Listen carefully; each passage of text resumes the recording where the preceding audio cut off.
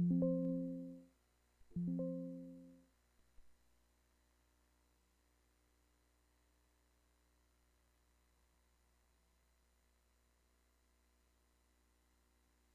there's no sound, but you can hear us talk, right? This is a new setup. Just let us know. Yeah. Can you hear this mic? That would be good to know.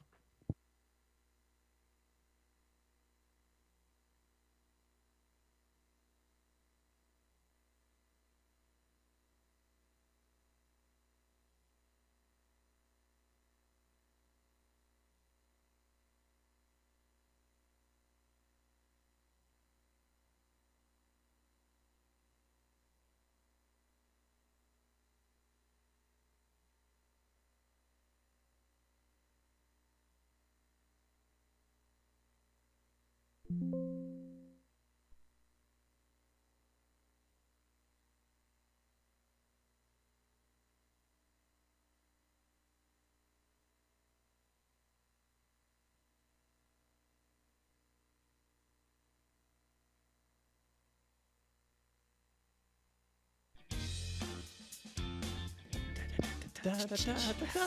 Oh yeah, double drop down. Yeah, come see. We're in studio. DoubleDropDown.com. Boom. Hey. New studio. New studio just dropped, and we are going a cappella for the intro music tonight. Yeah, we understand there wasn't music, so we're a little behind in the times right here, and we should add some music. So if you can hear us out there, you gotta Let give us know. Well, Adam, so we'll let Adam talk about it, but I think at the very top of the show, it should be said that we are in this room because Adam basically tore down the entire set of Double Drop Down between last stream and this stream and rebuilt it from those ashes as a phoenix that has risen as our new studio. But still some things needed to work out, so we're in the studio, but it's running smoothly from what I can tell. It's I can't tell at all. As of last night at 11:30, we were dealing with issues on this, and so one of the things right now is we're streaming on Twitch and YouTube simultaneously. Yeah, and that's a new capability with the new rig. Right. Love and it. So we're going to be tuning this up. You're going to get some other music. I have zero clue why we didn't hear any music today. Don't gotta be honest. I tested it with Disturbed and he saw it. So we either are in an ad break or whatnot, but we're going to need a little feedback that you could actually hear us. So if you could give us that, we're going to continue going on the show. Yeah, because if you can't hear us right now and it is just muted, we'll have to stop the show and do a little, and restart. Yeah. And do a little bit of a re-cue. A re-cue. We got some yeses out there. Okay? There we go. There's some there we positives. go. Nice. All right, cool. Well, welcome to Double Drop Down 105. This is, I wanted to do this for episode 100. Yeah. And I had big plans for it. And a damn deer jumped in front of my truck last year and screwed up the plans. So you could blame that deer for the delay at this amazingness that we have you, deer. God. But I invested some time. We got a new studio. I feel like it's like new. I mean, this looks, this is the classic studio background that you've seen before. But everything sort of behind these monitors and cameras are brand new, with including the giant awesome computer that is running everything. So I'm gonna try something. Let's see here. This is a little risky. Let's see if it works. Okay, no, that's good. Right. That wasn't the risky part. Here we go. Oh. Let's see here. Woo! Check that out. Nice. Hey. We had this before, but now look how clean it is. Good. So nice. So beautiful, right? We can go over to, oh God, I had these positions set up. If anyone's just listening to this, Adam's showing off his closed circuit television camera view from the upper corner ceiling cam. Yeah, but we got to show you this. This is what is streaming the show. It used to come out of a computer before. Oh man, look at that. It did not. Look at all look at all these little buttons and boxes and beepies. Yeah, man, it's like a friggin' Star Trek dashboard. It is. So be proud that this thing is running at all. If you can hear us at all, it's a miracle. Great job, Adam. I know that is you are good at it and you have a passion for it, and that's why I love you for doing this, because Well, man, even my really simple one is on fire all the time. So bless you. It's a nightmare to deal with, but we will have more music. We'll figure out that music thing. It was actually working. I don't know what's going on with it, so that's something I got to figure out in a future thing. Yeah, exactly. But we're gonna be replacing the audio completely next time, because if you're on your phone right now, you're probably like halfway up on your audio. But if you were to be a little bit more, should like, just be louder. You could have it like it down at a quarter, and Right. it should be as loud as it can. Yeah, So exactly. I'm gonna be working on that. We got to get audio from the other room. Oh man, All the fun I heard stuff. expert audio technicians have been called in on your lifeline. That's great. I had to call in a friend who's going to Berkeley to get an audio for audio engineering. for audio Amazing. engineering from Berkeley. So that's how awesome we are on the show. Yeah, We're able to exactly. Dip into those deep networks that we have, and they also they watched some of the show, and they're like, amateurs. They were scoffing Put the mic directly in front of you. in front of your stupid mouth where the audio gets recorded, dummies. And Adam was like, you know what? That's good advice. I was like, great So a little job. mic placement. It's supposed to be straight at us, and straight- they were always curved before. You know, I just or, feel like we were looking angled. it would look cooler coming in from the side. We should talk about the main topic that we're going to talk about tonight, which I feel like is a cool one that has been on my mind for forever and is sort of coming up in the news a lot.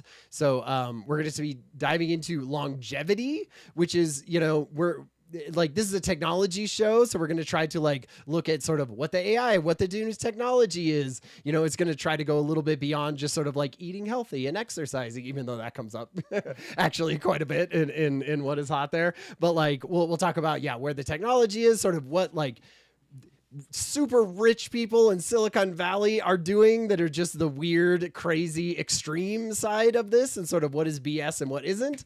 And then we'll talk about what can we all do, to maybe just live longer, healthier lives, right? I feel like there's the extremists are out there trying to live for forever, but if we just wanted to, have a healthier lifespan, I feel like we all want to do that. So it was fun to dig into that topic. No, I appreciate that. And, I have some really good hot takes. Ryan has, Nice. we drop about a week before. Yeah. We do some research on it. And I love the topic. Great one. And I had to think really hard about it. And so Ryan had put together a pretty dang good kind of act structure for this. And I think I got some good pushback on some certain areas here. So Totally. I'm excited to get in with you, man. Well, and it's fun because I know that we have, at least one healthcare professional, in there. And I just want to say, even we'll say this again, Adam and I are not. So, don't take anything that we say too seriously. But I would love to hear from, the chat and everyone, what their opinions are for this kind of thing. Because I think it can be controversial for sure. Heck yeah. And then news. Sorry, I just shouted news and assumed Adam was going to pick it up after that. But and the news, the news, boom! Yeah, we were not back and forth on that one. No, yeah, we got the news. We have a fairly decent news section for you tonight. Of course, there's some AI stuff, but Ryan has been on a robot kick. I feel like it's a new bedrock and anchor of the show, which is what are the crazy robot videos that are going out in the last couple of weeks, because their new ones come out all the time and they're fun. So we got a couple new ones today. Do we have a special guest? Are we hearing about a special guest? Ooh. I don't know. Stealth Mouse said so. Is it this Oh, it's inebriated Goofy? He definitely looks something. Mm-hmm. Ryan's on tea. I'm on tea. Right here. I'm on tea, but I'm also drinking a half whiskey. But yeah, I was like, he's like, no, I'm not drinking tonight. I'm not drinking tonight. I'm on cough syrup, and then I was like, maybe a little half. I'm gonna be looking like this Goofy here by the end of the 2-hour show. That's how dedicated this guy is. It's true. We got to pull this stuff together, get Get everything. the phlegm out of me. Ugh. All right, so if you see him coughing there, turn that damn mic off, bro, and do it that way. Yes. All right, so do we have some questions? I think that's always things that we got to jump into. We ran out of questions last time, right? We did. So we're on our own questions. We went through an entire deck of questions for humans. Yeah. So I think that's an amazing thing. That's pretty good. Okay, do you have one? I thought I did, but I'm not. But now it's not coming up. It's not coming up. I had a dumb one. Do you want a dumb one or do you want a more heart or like Either a or. deep I'm one? good for either. Okay. What is your go-to way of getting rid of the hiccups? I feel like everybody has like a thing that they know that they're like, oh, this always when somebody in my family gets the hiccups, here's what I go towards. Do you have one? I absolutely do. Okay, great. I knew it. I knew Adam would have a go-to. It's a hiccup cure. complete like you exhale every part of your body and then you hold your breath. And so there's nothing inside you and you're just like hold it for like good 10 seconds and they go away every time. It's like so I think it's because you're like interrupting because that's what you're trying to do, right? Like your throat or whatever when you get the hiccups is like in a rhythm of doing that and you're trying to like disrupt that. So sure. I could see that. Okay, do you want to hear mine? Yeah, let's go. Okay, so I learned this one like as a kid and I have brought it through my entire life and now the family does it. Okay, so what you do is you fill up a glass of water. You need a partner for this. And so wait, a partner to stop your Yeah, you need another person to do this, right? Listening. Okay, so they fill up a big old glass of water, right? Just at least we're talking, 24 ounces, something like that. And then what they do is you stand there and they have you drink the water as you pour the water. Like so you're not pouring it, right? But you're just like, you're putting up there and I'm tilting the back of it so that you're getting the water, right? So you're drinking. And then at some point that person needs to tilt the glass slightly more until it's too much for you to drink. And it goes like, and it goes like over your, down your mouth and down your shirt a little bit. And then they stop.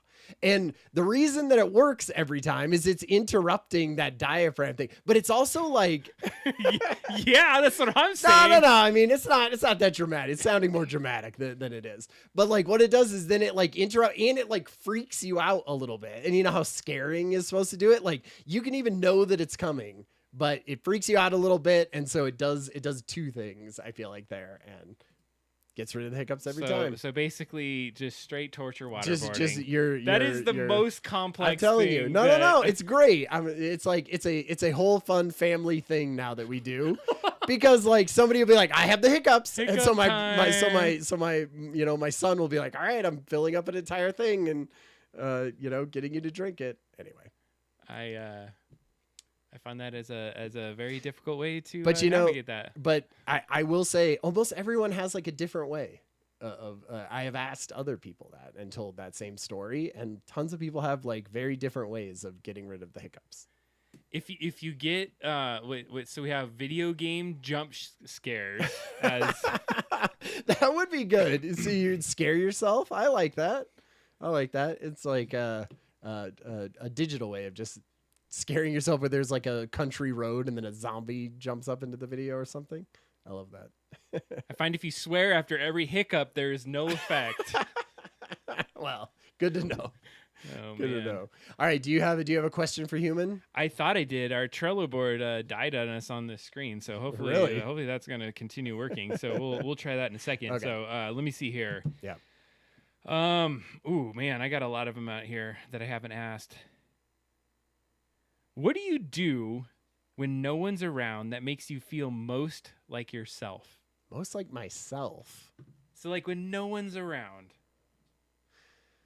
And I think that's a good one. Like, is there something that, you let the veil down? And I guess this is a vulnerable question because it's like, dude, I had hiccups. You're like, I had hiccups, but yeah, you had that family waterboarding situation. Deep. I don't know. Do you, is it like, are you looking at something like sort of walking around naked or something that How'd you know that was mine? Oh man. Did I steal it? Sorry. That was actually mine. Was it? Oh, okay. Yeah, I didn't realize. Okay. So is that like, no one is in the house and you're just like, whatever. I'm just gonna... most of the time if I'm in the basement and everyone's upstairs, I'm just like, whatever. Even if they're upstairs? Yeah, whatever. So there's no door between the downstairs and the upstairs in your house. You hear them walking down. I put warnings. I'm like, hey, I'm going to be, in the buff. So if you come down, it's on you. That's on you. Be Well, careful. at least they get the warning. There's a warning. It's not like I'm all just walking up. What's up, y'all? Just a nudist lifestyle. Yeah, okay, that's a good one. That's a good one. Do you feel like you would be a nudist if society 100%. would? Okay. Oh yeah. Yeah. Oh yeah. Nice. Yes. You're halfway there already. Yeah, fairly there. Nice. So, but in a very appropriate way, Sure, I guess sure. is the way to say it. So, Sure. yeah. Okay. I would say a thing that I do when nobody else is around is definitely I talk to myself a lot more. Oh, really? Like out Just loud? out loud, Like straight up verbalizing? out loud. And I feel Wow. like it starts typically. I'm like, it's as if I'm having because I do this a lot where I sort of feel like in my head I have like one side or my side of a conversation, and then like with other, like ideas that I'm throwing around or ways that I would articulate things, right? Like I will often pause I know when a podcast is really good because I will pause the podcast in the car and like give my 2 cents as You'll if I was talk to on it? and I will just like say those words out loud. And it's not like I'm like, oh, I think it's going to respond or whatever. It's just like, I need to Sure. get out what my thing is because I have something that I want to like, say. And so I will just like speak it out loud and talk the whole thing out loud. And I find if I'm alone too long at the house, because I do work from home, Sure. right? And so Kathy will be gone for a whole day doing her job or whatever. And I'm like, yes, Michael Azul, if I don't stop myself, I do talk during movies. Oh God. But like at home, I'm not like I You're not know that guy. I'm not that guy at the movie theater. Okay. But I will just start like sort of monologuing as I'm walking around thinking about I'm verbalizing the things that would normally be in my head. Which I don't know if that's healthy or not. I don't know what like, that but like out loud. Does people Out loud. do people catch you and like say, Ryan? No, what are you because no doing?" one's at home. Because I'm either like Right. say I'm in the car driving, right, and there's Okay. no one there, and I'll do Okay. it. Or if I know there's no one at the house, right? That's Anyway. that's a good way to bring that out, Ryan. That's just a thing. I don't know what it means, but that's a thing that I do when no one's around. Do I talk during movies? Here, maybe I talk during certain movies. Okay. Certain people ask me questions, During and questions then I during answer movies? questions, and then I like maybe say too much after in that way. I feel like there's movies where you're like, maybe you've seen it before, or it's sort of just like a B sort of crappy movie. And it's like, it's fun to talk with other people during the movie, right? Like you're watching it at home and you're ragging on it, or it's just nobody really cares. I feel like it's fine then to talk to the movies. Now, if we're all like, oh, we're all going to sit down and I really want to watch this movie that I've been waiting for a long time, and people are talking during it, I'm like, shut up.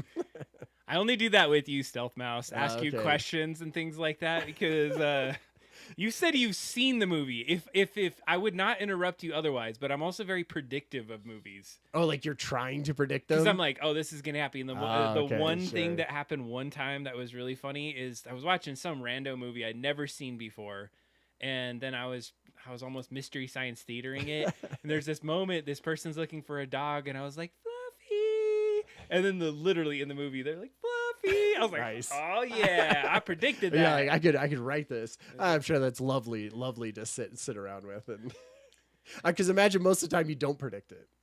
Compulsively quote lines from movies if you know I them. I get Yeah, that that's- sometimes. that's a big Kathy, one. my wife, has to tell me like, we watched Shaun of the Dead. Yeah. Because Trenton, he's getting older. We can watch Sure. rated R movies, and Weston was gone. So we're like, what would be a fun rated R movie to watch with Trenton? And so we picked Shaun of the Dead. And I was like, oh man, I forgot how many like quotable lines there are in Shaun of the Dead. And I was doing too many of them at first. And Kathy was like, you're ruining it. It's like, okay, you're right. I also realized how maybe terrible of a parent because the fact that you ever looked at a rating of a movie, my kids have never. Adam's kids are just like free range. Hey, Like they did good. Trenton, I don't think Weston has seen a rated R movie. Really? And Trenton, like maybe a couple at this point. He's 15. It was hilarious because one time they were young. I was like, let's watch The Exorcist. And then they were like, this is boring or something like that. But I don't know. They do watch like scary video games, like sort of not super horror video games, but sort of jump scare ones. Sure. Like Five Nights at Freddy's and things like that, or in that sort of milieu, phantasmophobia and stuff.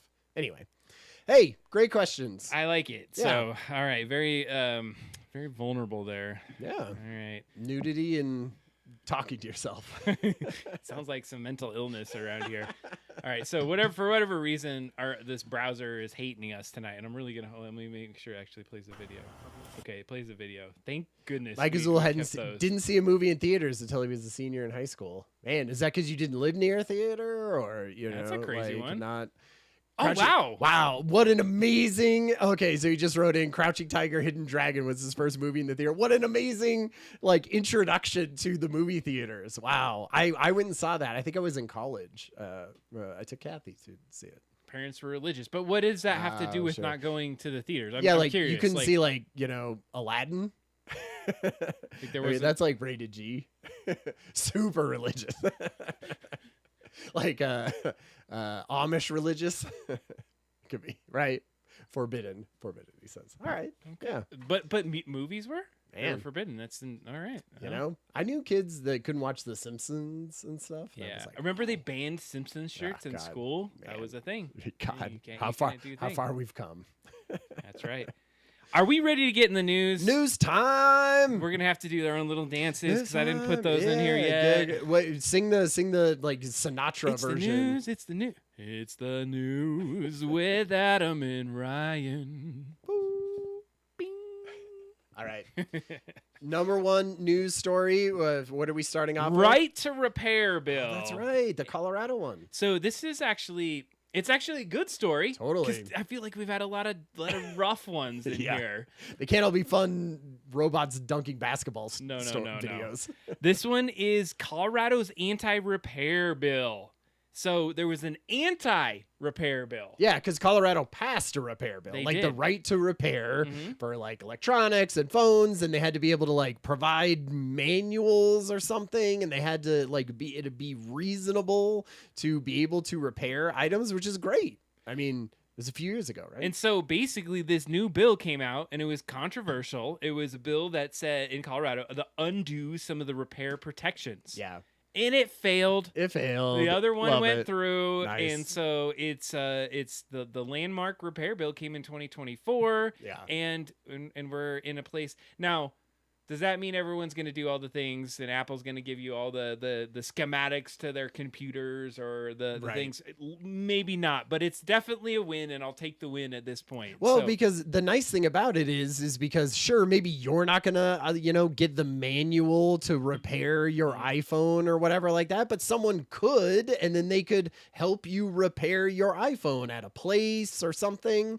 And so you're not doing it, but you're giving small places the ability to do that, and you just end up with less crappy e-waste and all of that, just because iPhone, just because Apple wants to sell you every other new iteration. And one of the ways that it got passed is there was a lot of good stories, a lot of good testimony on this, so that there was a lot of advocates, like you just said, people that were recyclers, businesses, repair advocates. I'm reading some of our notes down here. Yeah. And there was just people that wanted the freedom to fix their own stuff. I hate the fact that something could have one little broken part that's absolutely fixable and you chuck it away. Totally. It's incredible that we would not be able to do that. And we're just such a society.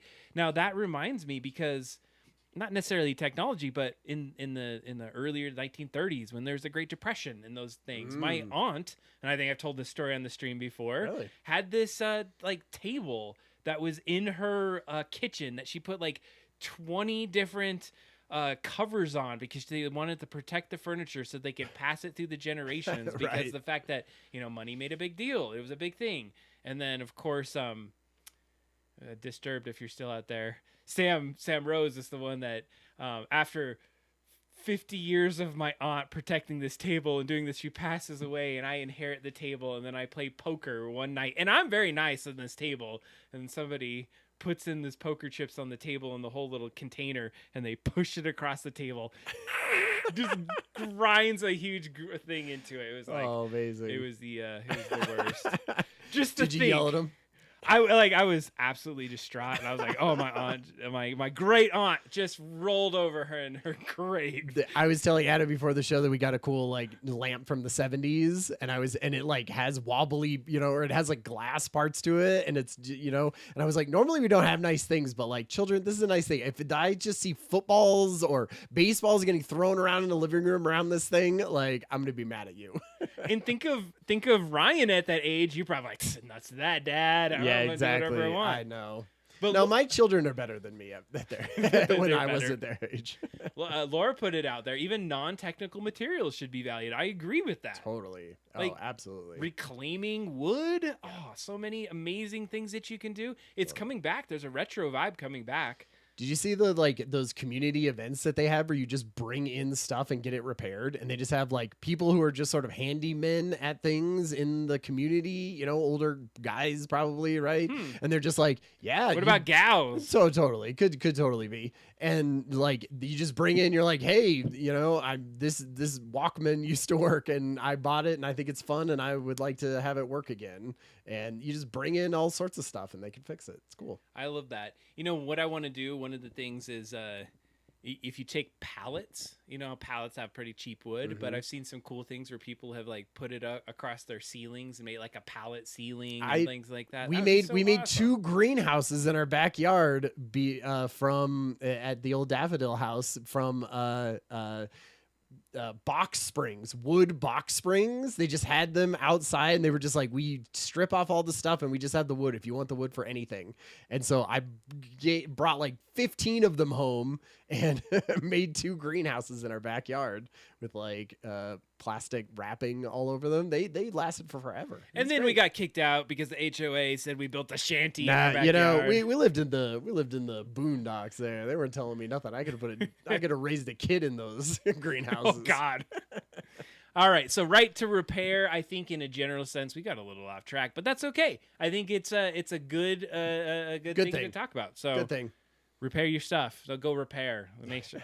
In Colorado, leading the way here. All right, next one up. This was fun.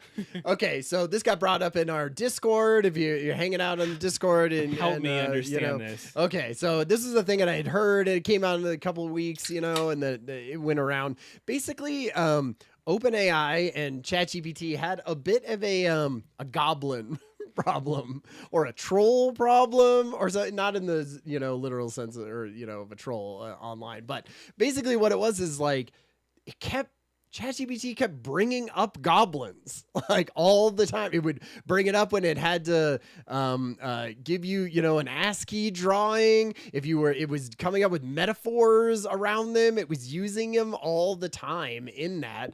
People were like, what the heck is going on? Like, basically OpenAI had to go in and tell ChatGPT, be like, stop talking about goblins.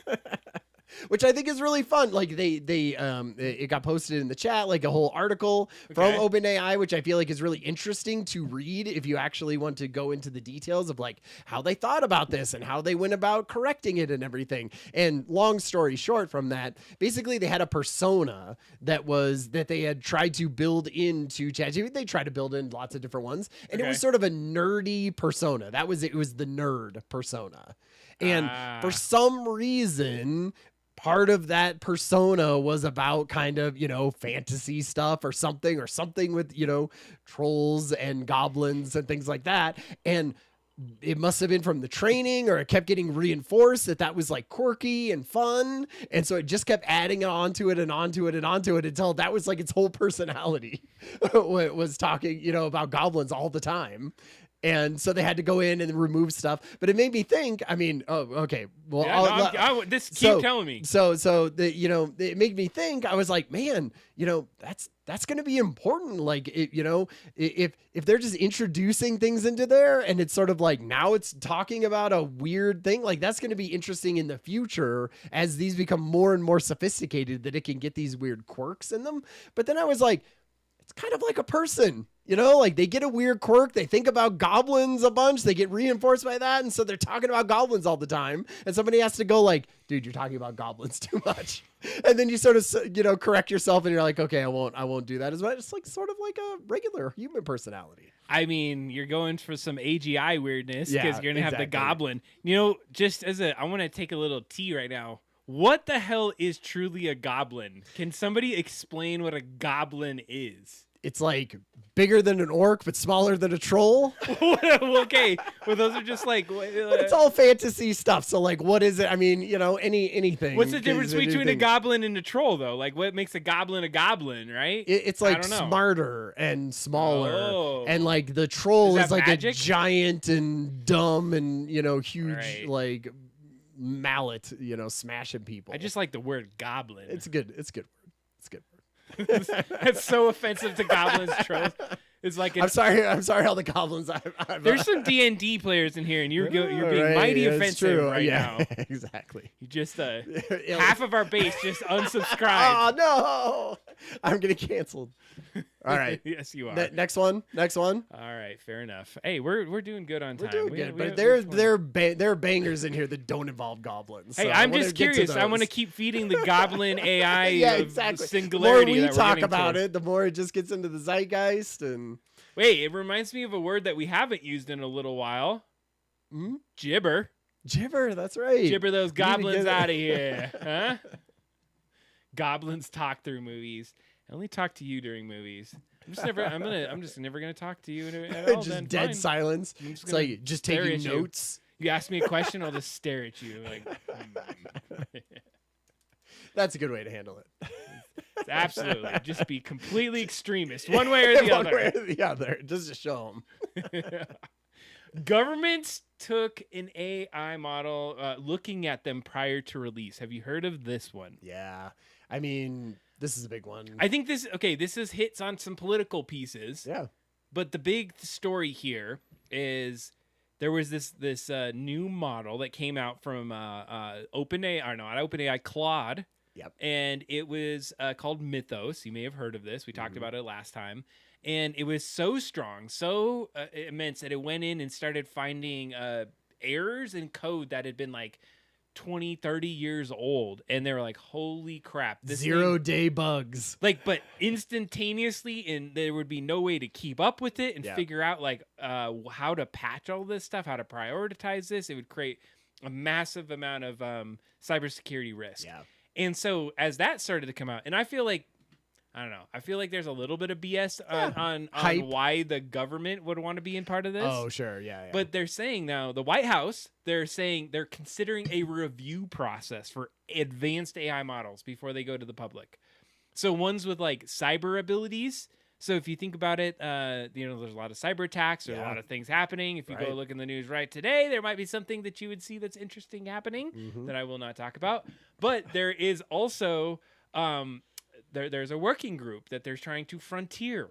Then say, hey, we want this to launch and get out there and have people focus on cyber risks so that we can start to have some early assessment on these models. And I feel like, I don't know, is that an overreach of the government to have to look at the models? It feels like a 180 pivot from where we've been and what we've been talking about. Well, it's like this, the government that we have right now has been accelerationist AI, right? Mm-hmm. They have been pro-business. They have been trying to keep California, keep Colorado from passing laws that restrict AI companies, right? And so now they're saying like, actually, we want to see these AI models before they came out. So either one, they're being like, we don't want anyone else to regulate. We just want to do it, right? So that's one take you could definitely have on this.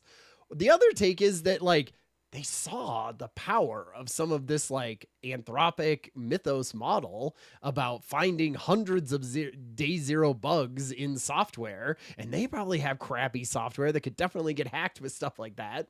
And they went, man, imagine, if we were arguing a lot with one of these companies that came out with that, which they are. They're in a huge fight with Anthropic right now about like how those AI models get used. And they have the most powerful ones that can hack everything. And so they're like, like, ooh, maybe we should take a look at those before those come out. And to be honest, I do sort of, I mean, I'm the type of person I like have more trust in a government that is, well run and that could do those things. And I feel like if you're not, if like, who do you want to police them? Like, do you want themselves to police them? Cause like, I don't feel like that happens. They just want to make more money. Right. And so like the only one left who is big enough to police them at that point is a government.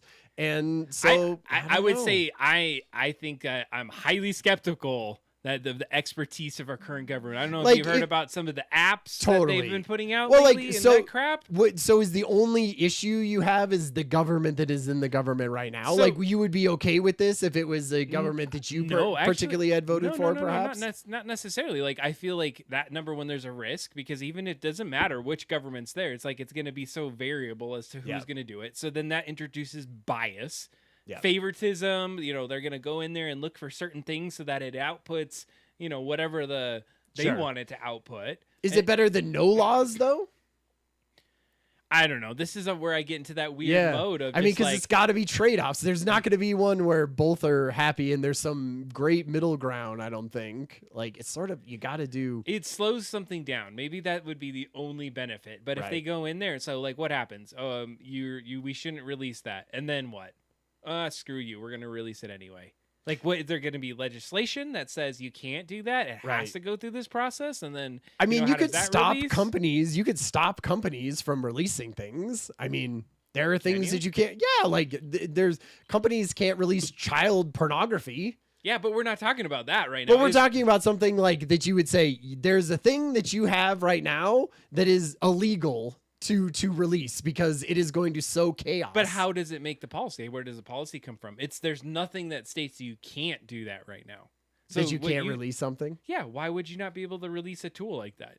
I guess because that's why you can't you can't like put out on your platform a thing for people to download that is like dangerous, I guess. Like you can't put malware out to just have people download and not get in trouble for that at all, and just shout it from the rooftops that you have a virus in your thing. If you're like, hey, here's how this works, and you can learn about it, and you can probably make all these different I don't know. I feel like there's consumer protections against that kind of stuff to say like your company gets in trouble if it puts out things that are like blatantly illegal, and if a hacking software, a thing that can hack any system, you're just putting it out as like for funsies, a thing that talks also about trolls occasionally.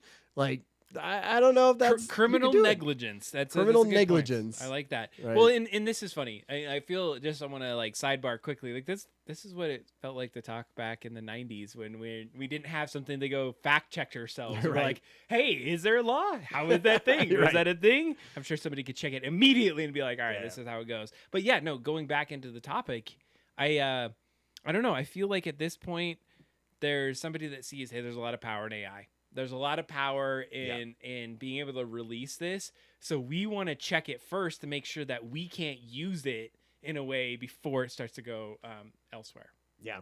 No, I mean, it's something that, I don't know. We're just going to have to watch, I guess. Like, what do you do? What do you do? So, I mean, a question to the chat is this about safety?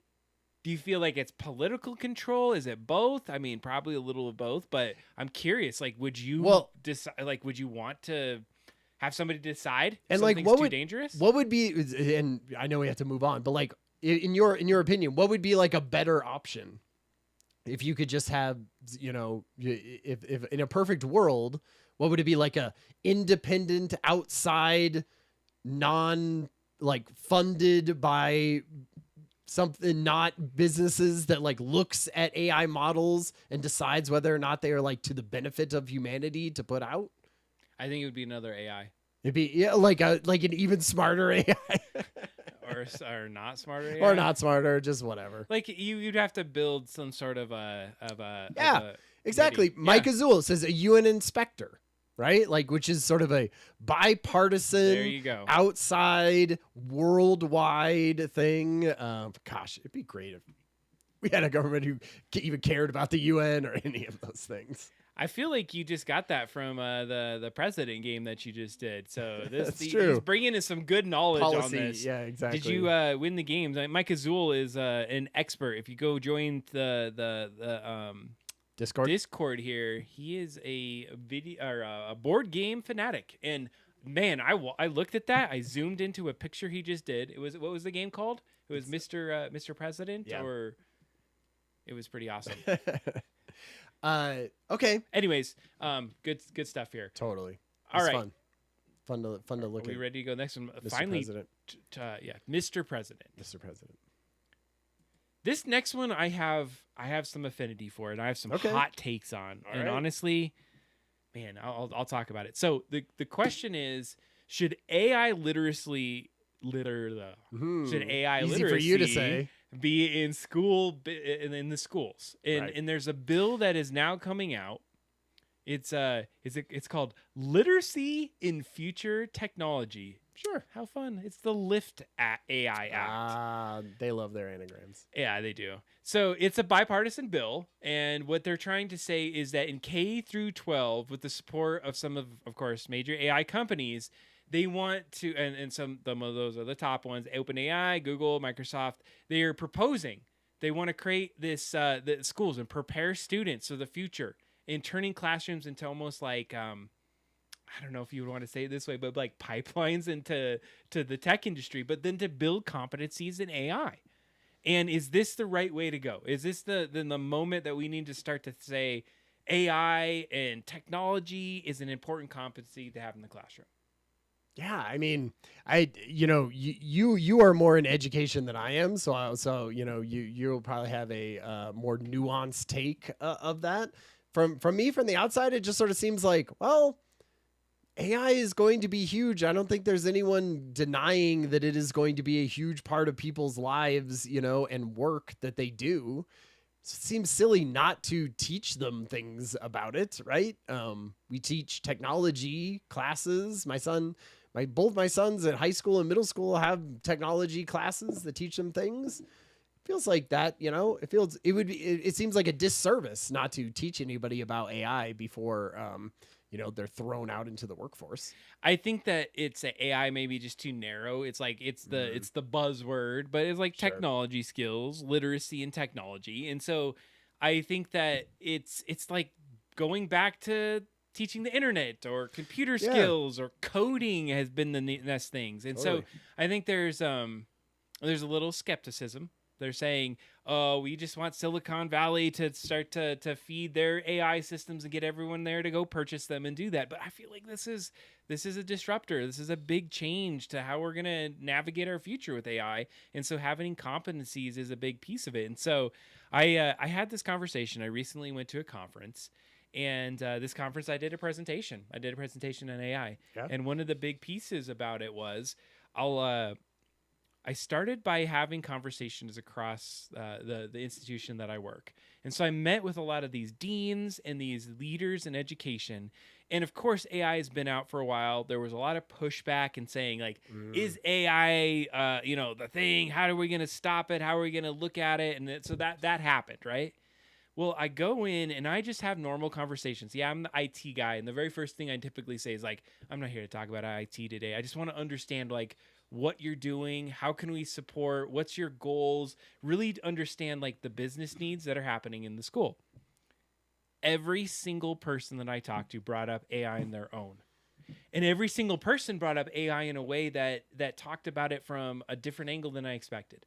They talked about competency. They talked about integrating it because the next accreditation that you're going to have has to have AI part of it. And I was actually kind of stunned to see that they were thinking about it more strategically, more integrated wise, not like a pushback and saying, okay, this is here, this is something. And so what that told me is that it's well beyond IT. Yeah. It's well beyond that space. And so I go to this conference and I present on it, and Laura was at the conference too, so I got to give some props to Laura because she helped out with some of this. Cool. And we talked about. Oh yeah, I think I saw pictures of this. Yeah, it was on LinkedIn, and one of the things we talked about though was how do you keep the human in the AI loop? And so one of those pieces is how do you critically think? How do you like stay in control? How do you really think about it in a way that it controls the outputs and you push back and you think about it? And so when I think about AI literacy, there's a lot of people still to this day, even in IT, that you ask them how to use it and they're like, I tried it. It didn't work that well. Yeah. And I'm like, what did you do? I asked a question and it gave me some terrible answer. I'm like, oh, are you for real right now? Like, you're not using it in a way that is going to be productive away. Like, it's not a search engine anymore. It's an area where you can start to ask a lot of more robust questions, and the more that you feed it and the more that you understand, you can critically think around it. So going back to AI literacy, I think this is an important skill. It's something that we need to start to think about so we don't just lose ourselves in thinking, oh, we can just throw some like slop at it and it's going to tell us the answer. It's going to tell me where to eat for the night. It's going to tell me how to do that math problem. It's like we need to keep that thinking going. And if that's where we're going with this, I think that's an important aspect of it. The biggest thing I think with AI stuff is that it moves so quickly, right? There's not, even with technology literacy and social media literacy and coding and all of that, we had a while to kind of like build up a curriculum around it, right? Could you imagine building a curriculum for AI literacy from one year to the next? It would be completely different, right? You'd have to redo it probably from semester to semester. Like, what does it look like? I feel like a year ago you would have, here's how you prompt things correctly, right? And now you're like, well, it's like less important to prompt things and more about how you're like directing your AI agents, more than actually the prompt is for anything. And like, that's completely different from one time. So it's like hard to sort of nail down even what a curriculum is. Because I feel like education moves slowly in that way, right? And so then, you're saying, hey, it's going to be, you have to teach a class about technology that is going to be completely different semester to semester. And you're like, man, that's tough for like people to think about it, wrap their heads around. And how do you build a rubric around it and all of that kind of stuff? But I feel like you got to move faster than that or people are just going to get left behind. I mean, there are people at my work who are like at the top of learning about things and vibe coding stuff and doing all, and then there are people who are at the bottom who like, 2 years ago, I would have said had been closer in skill level. And now I see them and I'm like, oh man, they are way beyond the other person in skill level. And it only took 2 years to get there. And like, that's scary to think of in education, like leaving people behind or not preparing them for what's out there. I think we're going to have a really interesting take. But here's... And we should do another full episode on education. We should do AI. But here's my parting thought on this is that it's funny, we kind of flip-flopped because you almost took that thing like, how do you do it? You can't, and we shouldn't do it at all. And I'm saying that there are some mainstays in this, and like it's more the technology literacy conversation. So AI, I think, is the buzzword for right now, but let's understand technology. It's a whole nother world that we work in. We have these phones that are constantly in front of us, right? And so if we're able to understand like a little bit behind them, maybe it's not Gen AI, but it's just more like, what is AI? Like, how does it actually work? So you can understand it a little bit better when you use it. And it may be Gen AI, it may be embedded AI, it may be like agentic AI, but it's like there are ways that you can still get a competency. There's a thread of it that you can get through. So I don't know. I feel like that's a big one. It is. I bet every single conference you go to is talking about AI. Like everyone is everywhere. Everything is talking about AI. You know what I think we should do? I think we should quit our jobs. We should build a company and we should be consultants in AI.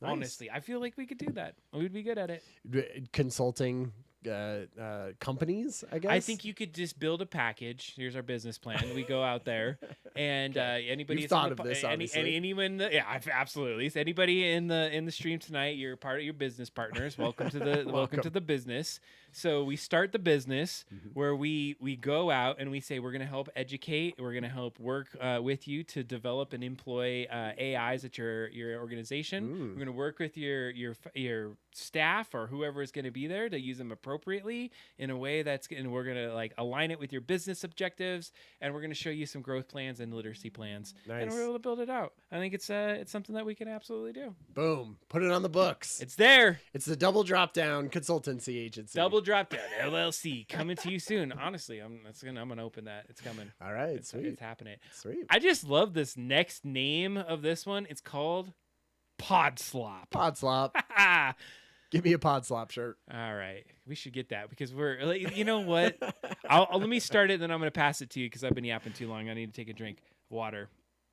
Pod Slop is I feel like this is the thing that happens to, I don't know if it's just me, maybe it's a you and me thing, but right when we get into something like podcasting or streaming, there's always something that comes up and like almost usurps us. Like we get in right when, like if we were in YouTube right when it started and we're doing a talk show, we may have been in a different place. We might have had like a whole different thing, but like we waited and now here we're having it. We have a show. We don't have billions of followers. We have a lovely crowd that's with us, and we love you all. But I'm saying it's so now AI is just slopping out podcasts. You go and say, I want to learn about farming. And then boom, you have a full podcast about whatever kind of thing you want to farm about. Sure. And you put it into Notebook LLM. Yeah. And you have a whole podcast on it. I mean, in some ways, this is it's like amazing. We talked about this sort of at the creativity discussion that we had last time. I feel like in some ways, if you just want to learn about the 101s of farming, like it's fine for it to be Pod Slop, because you're like, it's sort of a utility. I kind of just need it to do a thing in the background. It doesn't need personality behind it. It doesn't need to be that, entertaining, to be honest. It's just sort of like, I need to learn about this and I want to hear about it, and no one else is making this. And so great. It is there. And, that's a difference between, like they were talking about AI music, and they were like, oh, some people just in the background and they're just sort of listening to it as part of it, but you're probably not going to go and buy the t-shirt of the AI slop music that you're listening to, right? Or like, you're not going to go to the band of there. Maybe you are, maybe at some point, but probably not nowadays or like now. And this sort of feels like the same thing. It's like, yeah, there's just a bunch of crap out there. I wonder weren't they saying that it was like 50% of all new podcasts or something like that were Pod Slop? And I'm like, yeah, and how many of those have 0 listens? I'm just saying it saturates it, though. Yeah. It makes it harder to be seen in those spaces. And there's a lot more like, is that actually like the Pod Slop or not? Like if you listen to this, I mean, I imagine we are. We're just straight slop. Yeah, it's like we're human slop. You can tell.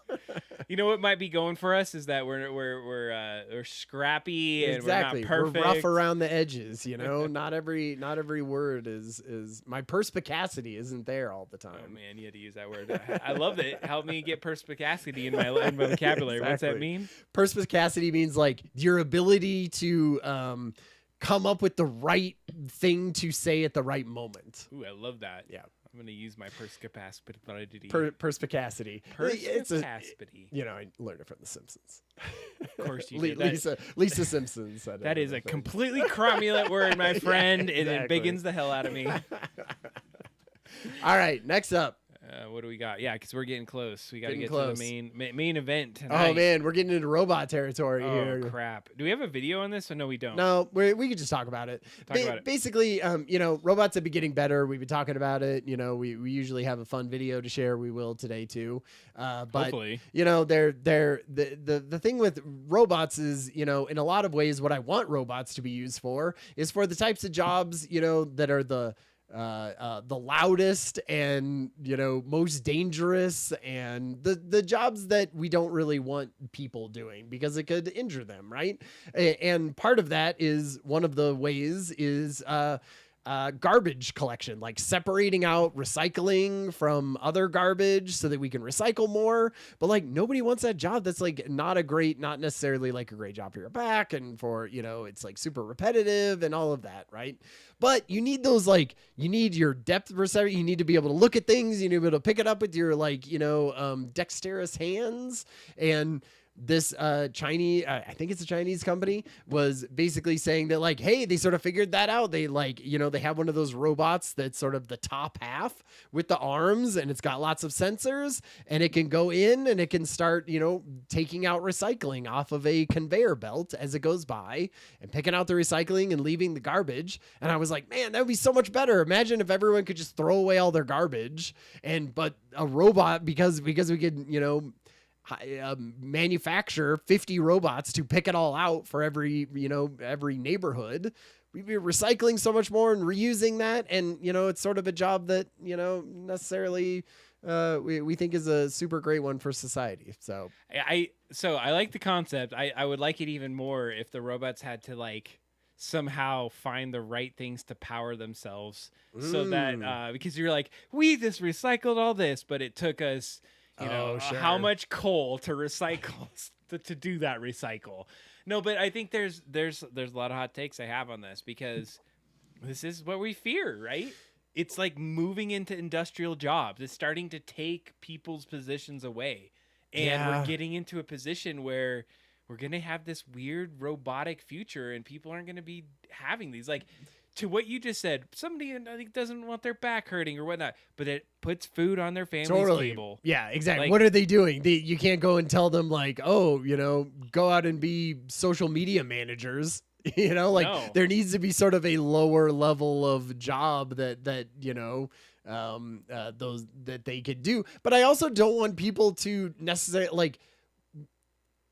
I mean, there are dangerous jobs out there, like super dangerous ones where, you could get hurt really badly by doing them, or I don't know. It just feels like there are some places where I go like, it'd probably be better if we had a machine doing that, because we do that already. I mean, we use machines to build things and to do stuff already that is too dangerous for humans.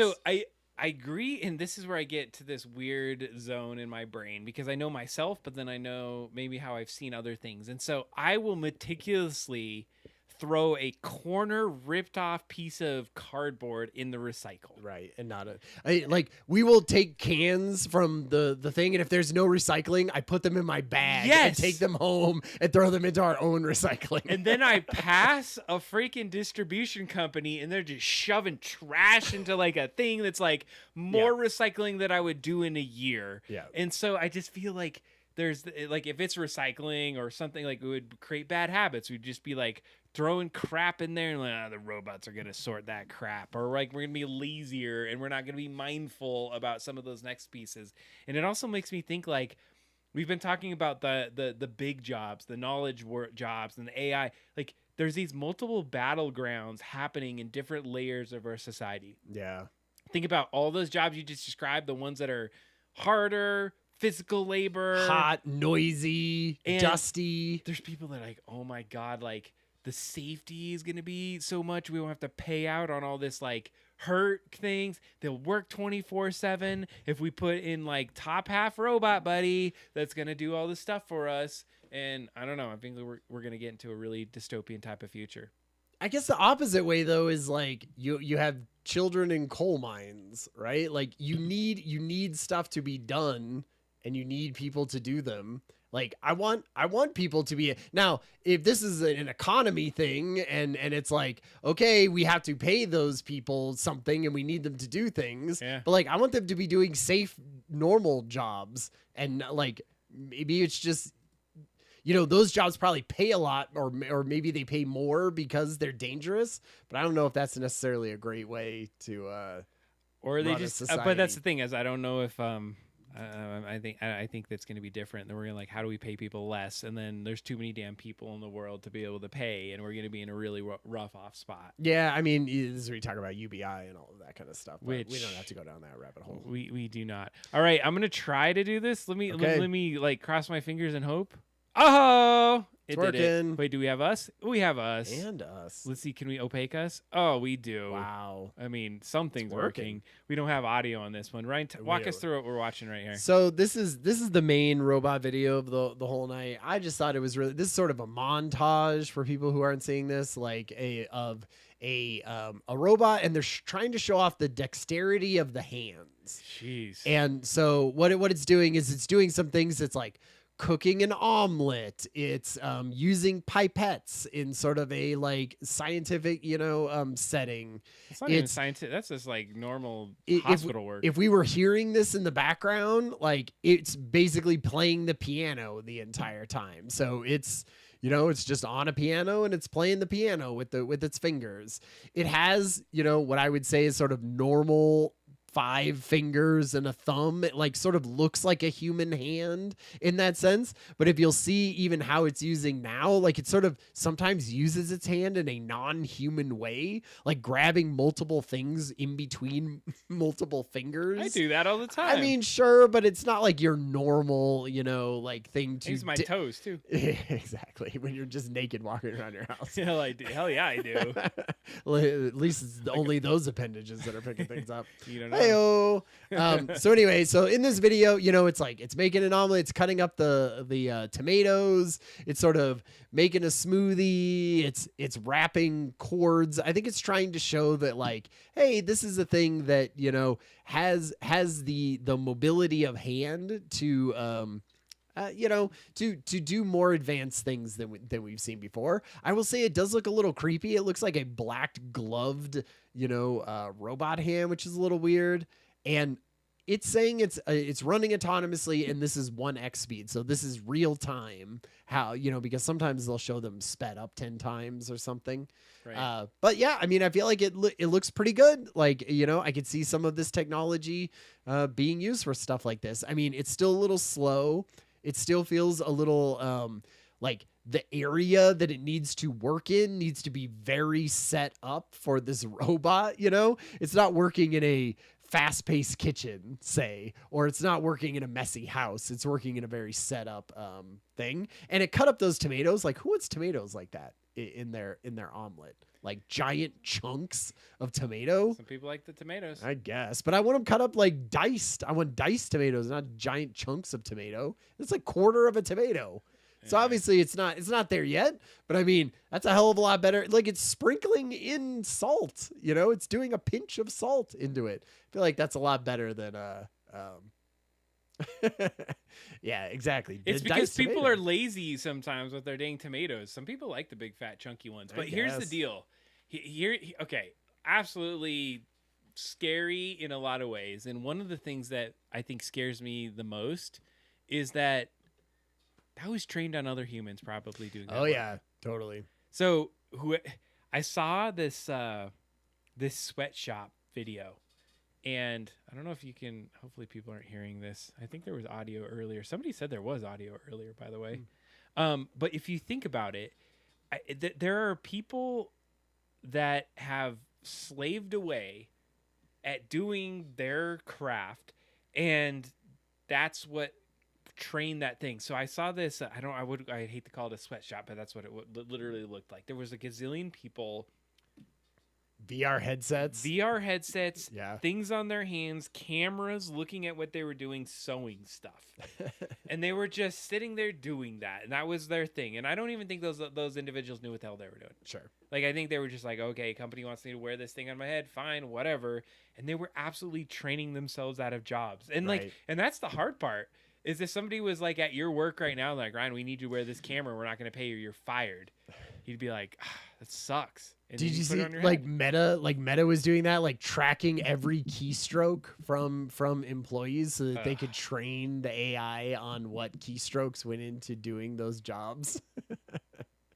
Man, I mean, so it's coming for everyone. I feel like if you could do that, and you can, it's almost like the people who are most easily exploitable, I guess, at this point. But I mean, Meta employees, I would think that they would have some sort of leverage to say, no, I don't want every keystroke tracked. Just like a person who's working, in sewing clothes doesn't necessarily want all of their movements tracked.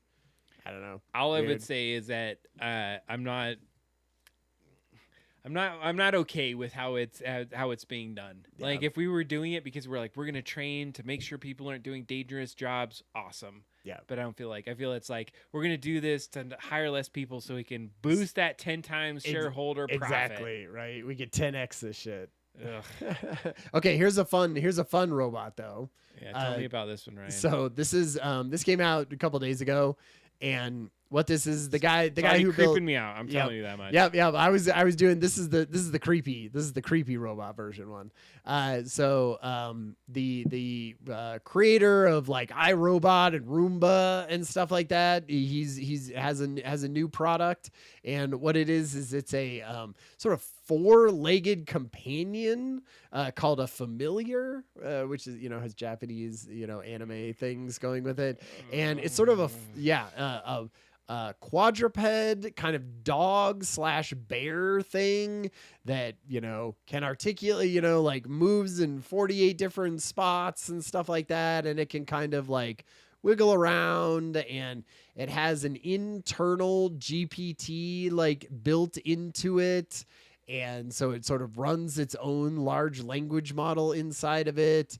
It has touch sensitive like fur or whatever, so that it knows when it's being touched. Dog was like, what the This dog was like, yeah, I don't care about any of that. That's why I cut off instantly, because the dog stopped caring about it.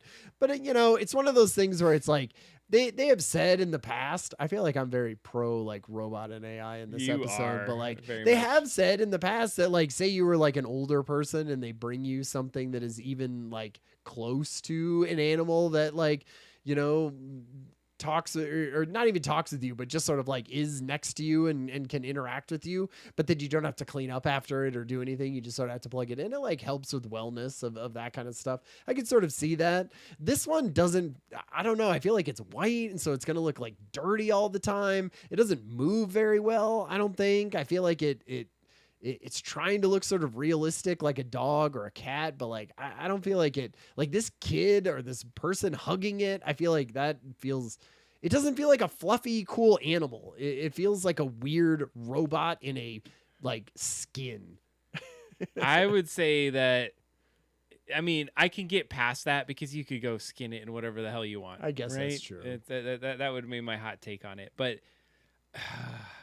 it feels like, is that our future? Number one, I also see hey, we're going to take over all the familiars moment, and then they're going to come and kill us. Trap you in your room, and it's like smarter than you. That little familiar thing is like, has every clawed, thing in it, and is just you knows. See it like slamming the door and looking at you with red glowy eyes. Before you're like, I watched Megan. How's that far from Megan? Good videos. All right, do we have one or two more? We don't have to. I mean, it's 9:12, right? Yeah. Maybe we just leave those last two for next time. So we don't have the transition. We're That's pretending fine. we push the button. It's the main topic time. It's the main topic. Ryan, take us away. Yeah. So this was a thing that.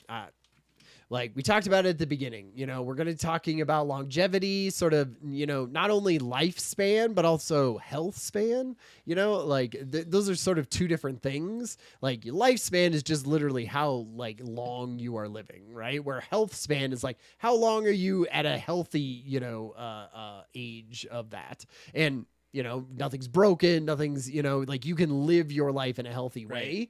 And so, basically we're trying to do like, hey, what can technology do to help boost that up for us? And in some ways, like we'll be talking about, crazy different ways that AI can do it, and ways that, technology and money can get you it in certain ways with medications.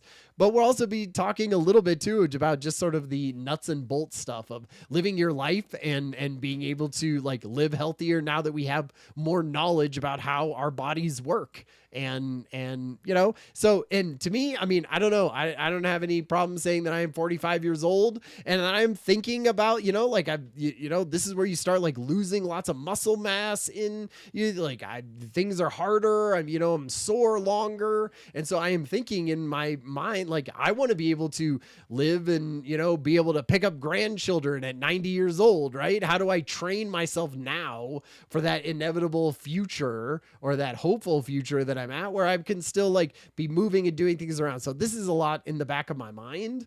And I don't know, like, we'll go through a few different acts here of looking at the different aspects of this, but I just, Adam, when you first saw me that I went in and talked about this as the topic for the show, what was your first reactions? Well, the first reaction is I love the title. Live long and probably prosper. Yeah, I was like, all right, this is pretty good. So good one. But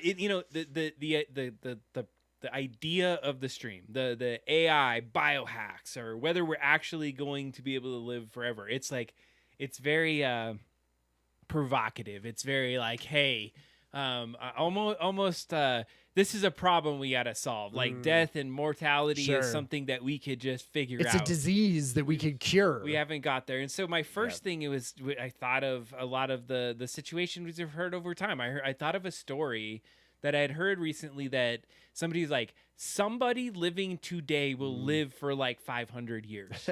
Right. Like somebody's going to do that. And there is a way, because of technology and how it's advancing now, the quality of that life and and how that happens, who knows? But maybe it's the guy we're going to talk about in a little bit. But regardless, I thought of that first. And then I started to really like pull myself back and think about, why do we live as long as we do? What are the reasons you would want to live longer? How do you become more healthier? How do you navigate this different world? And so the three kind of main acts, without getting too much into it, is you talked about, the techs that's in there, all the different tech that is available now. Yeah. Then like a little bit of like, how are we pushing that tech? And then really like the reality of it, like how are we moving forward? So I love the arc of it. And but as I dug deep into it, I actually had some hot takes. Yeah. So just to understand how the show typically works is that either of us will go in and get this this outline of where we're headed with something. And so when the outline comes out, we don't necessarily know. We typically break it into 3 different parts. And so as I read through my parts this time, not necessarily like I had a script, but the different parts that we're going to talk about, I critically thought on some things. I was like, I want to push back on this part, or I have some insights that I want to bring to this area. Oh, I absolutely agree with this part. So I'm anxious to have some conversations because I'm curious where you're going to take it and where things are going to go. Yeah, totally. I mean, I feel like it's something that humans have been trying to do for forever. Obviously, we've been trying to live as long as we possibly can, and so learning about that and being able to like create antibiotics and all of that kind of stuff has led us towards that. And but now I feel like even just with the technology and with AI, it's like accelerated in what we're doing, and individuals can sort of start doing their own things too. So yeah, it'll be interesting. So do you want to jump into Act 1? Yeah. What my first question though is like, and this is a chat question. So if you're out there and you're thinking about this, would you rather live like longer or better? Because I think that's another component of what we talk about, because longer means that you have to do certain things. But like, I feel like back in the day, it was you're 20 years old and you die. Sure, right. Now we were like, oh, you can go to 91, I think is the average. And you can live in fairly decent shape. But would you rather live longer and feel younger a lot more of your life, or kind of push yourself through it? So yeah, take us through Act 1. Yeah. So Act 1, we're talking about the technology. I feel like it's sort of there's some AI in this, and it's also some just like physical products that people do. I mean, the first thing is one of the biggest things that has sort of helped me, at least, is like this thing right here that I have on my wrist. And it's a wearable thing. It sort of tracks steps, and it looks at heart rate, and it helps me, stay active, and it sort of tracks the activity that I do in my life. And it sort of gives me little bumps and hints of being like, hey, you could be healthier if you were doing it this way, or your sleep patterns have been getting worse for, these reasons. Maybe you're going to bed too late.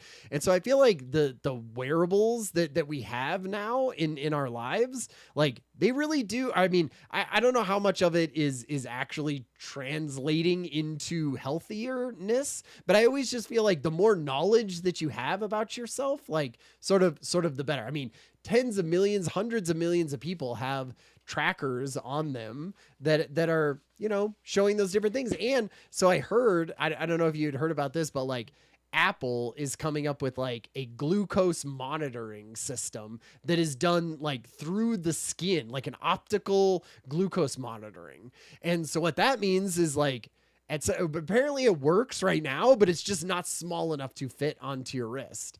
And so once those come up, not only will you be able to be like track your steps and how your sleep is and how your heart rate is and all of that, but like when you eat something, it'll be able to show you in real time like what that is doing to your body. And if you're eating carrots and beans and good things and salads for you, then it's probably showing you good things. And if you're eating like a piece of birthday cake for lunch, right, then it's showing you, oh man, here's what that's doing. And I'm hoping that that's even more useful for people to show like, hey, the things that you're eating is really affecting how you're looking at day to day, because right now we don't really have any of that. So I'm hoping that is some like, you know, behavior change that we can get through wearables. So I think you're hitting on one of the first points that I started to think about as I got to my research, is that what do wearables actually do? Like you said it earlier, you're like, I don't know if it like changes me being more healthy, but what it democratizes is pattern recognition. Yeah. And maybe even democratizes things that would require experts to jump into it. Yeah. So back in the day, you would have to maybe get some tests done, and not everyone could get those tests done. But for, you know, a mere $300, now you have a device that you can attach to yourself and have basically an analysis that you would have maybe had to go through some other rigmarole to be able to get that data. Yeah. So the data is now starting to be produced. It doesn't inherently make you any healthier, sure, but at least gives you an output that you can work on. I'm glad you talked about the watch, by the way, because if it can measure some of those like glucose levels that you talked about, is that as of 2024, FDA is like, there is like no smartwatch authorized to measure blood glucose directly. Like that's not a thing. It's not a thing. You have to have one of those like glucose monitoring things that like diabetics have. My brother, he has type 1 diabetes. He has a glucose monitoring thing, but it's like invasive, you know? I mean, it's like in your skin and sending you things, but he was showing you, it's like, it is really interesting, all the data that you can get off of that. But we're close, is I guess what we're saying. Exactly. Like they almost said maybe September for the cycle. And that's there's a little bit of like Silicon Valley hype on this, but we're getting to this point. Regardless, it's like it's maybe the Will Smith spaghetti moment of glucose monitoring. Like we got that thing coming in the September. So as we start to think about that, it's we can start to make decisions a little bit faster. We can start to see patterns, and then it's going to take some intention to make that happen. So I always kind of thought about it this way: is that it's like devices are like mirrors with batteries. You're getting to see yourself through the data that you collect on yourself. Those patterns that you're starting to create are going to give you at least a version of yourself that says, here's the data points. I may have said I slept enough, but my thing shows that I didn't. I may have thought I wasn't stressed enough. It does. Here are the things that show what I do. And it's like, that is great, because there are times where I'm like, I'm doing fine. And then I go, I have 1,100 steps today. You know, like I should probably have more than that. And it sort of goes like, even if you don't do it that day, it's like, it's in the back of your mind, right? You should be being healthier. You should be doing stuff every day. You should be, you know, and I feel like glucose monitoring could be a really great way to incorporate not only then exercise, but also food intake, because right now we don't really have anything for food intake. You know, you're just sort of like, just eat some stuff and I'm probably doing fine, you know? But if something was like, you ate 9,000 calories today, Ryan, you know, you'd be like, ooh, oh God, that much? Okay. I know like journaling and writing down every single thing that you eat all day, like really helps people, because it just shows them, it's like, oh man, here's all the snacking I was doing. Oof. Just mindless sort of going in and grabbing things out of the fridge and eating because you're bored or things like that. So just like knowing more about that feels like, I don't know, useful, at least, even if people don't act on it all the time. I absolutely agree with that. And Mike as well, I wonder how many people will find out that they are diabetic accidentally when they buy an Apple Watch in the future. You're like, oh crap. And that would be great. Like if it told you and then you were like, went into a doctor and got on a treatment, as opposed to like losing your foot. And then Stealth Mouse goes in and it's like, yes, does it create these weird, terrible patterns of people starting to eat different because they're like, the machine tells me I'm doing this thing, so I need to be more not eating the right kind of things, or changing your habits in such a way. Right. I don't know, but if you're trying to be purposely helpful, it probably is like you're tuning it in right to what this thing, you're like, get it right in this line, so I'm getting just the right amount of protein and information into my body that's gonna, spit it out of my little device and tell me I'm doing great. Right. I mean, I feel like that's the society we live in. Like I needed to be a little bit like in my face for me, because everything else is. So one of the hot takes that I had written down about this particular one is that I think there's a benefit. And so if you start to build AI into the conversation, and I read about, and I don't know if this was part of your research, but like autonomous retinal screenings. So one of those things is that there is a shortage of being able to of specialists that do those kinds of retinal screenings. And so it can what was it called? Catches diabetic retropathy in certain settings where it's really difficult. We talked about this. This was a news story on the show where it's like there's just like kiosks in malls. Yes. And for like $10 or whatever, it can scan your eye and give you that diagnosis and say, oh, you probably should go see an actual, eye doctor, ophthalmologist. But that's, I think this is what we're saying. It's the benefit is that now with the technology, before you may never do it, but if you're like, oh yeah, I gotta, it's like putting a quarter into a machine and you're like, yeah, hey, I got diabetic, retinal telepathy, but all right. And you go over to the next machine and it gives you a couple little booster shots and you're good now. I mean, I think that we're at a point where that this is a positive, at least at like surfacing things in more people to help some of that health portion. It's like not everybody has health insurance to go and do that, or not everybody needs retinopathy. Sorry, I just need to say it. Okay, yeah. So I feel like that's a good segue into like the AI side of this, right? Because the big part of like AI was these AI companies, they're always like, hey, here's the great thing that AI is going to do. It's going to really help, cure diseases and do all of that. And so like, what is AI actually doing for helping that? And I feel like one of the biggest things that it's doing right now that is actually, a way that it is helping is it is a great pattern recognizer, right? Like that is what AI does. Yeah. It recognizes patterns. And so doing things like showing it, multiple slides of scans of your body over time and like catching things that a normal human being would just have a hard time catching. Not because they're not an expert or not a thing, but it's just, seeing those very small changes over time in those things. It's like we just don't have enough of those people. Like you said, it's not enough ophthalmologists or optometrists to look at your eyes and make that. Same thing with this, right? There's just not enough like experts to look at enough of these scans to pick out those small differences in someone. And some of those are really big. Like they were talking about in some of this that like the difference between an AI looking at past records of someone and saying that they're going to have this type of cancer or something going forward, and then it just catches it way earlier. And then the survival rate of that, if you catch it 3 years in advance, you're like 80%, going to survive this. If you catch it 5 months before that, then like it's just far lower. And so having something where an AI can go in and do that sort of pattern recognition, I feel like that's a great way that AI is like basically, making us all healthier and live longer. Well, is it making you? It's giving you. Well, it's like it's basically sort of, again, it's giving you information, right? You could say, I'm gonna let it play out. If it says, hey, in 3 years, Adam, you're gonna have like colorectal cancer, right? And you're like, I don't believe any of that. I'm fine, right? That's the same as a doctor tells you that, and you're like, ignore them. So, if an AI told you that, you'd be like, well, I'm probably should trust that. And maybe, I don't know, do some things that could prevent that, go on treatments or things. Only if it was my little robot familiar that told me that would I believe it. God.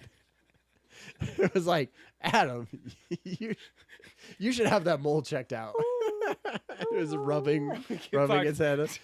You're so persuasive, little familiar. Of course I'll go to the doctor just for you. They're like, no, I'll do it for you. Yeah, it's like, and then it just gives you a little home exam there. I don't even. All right, we're not gonna go down that rabbit hole. But I love. No pun intended. Oh, God. Oh man. So think about it too. How many times have you gone to a doctor?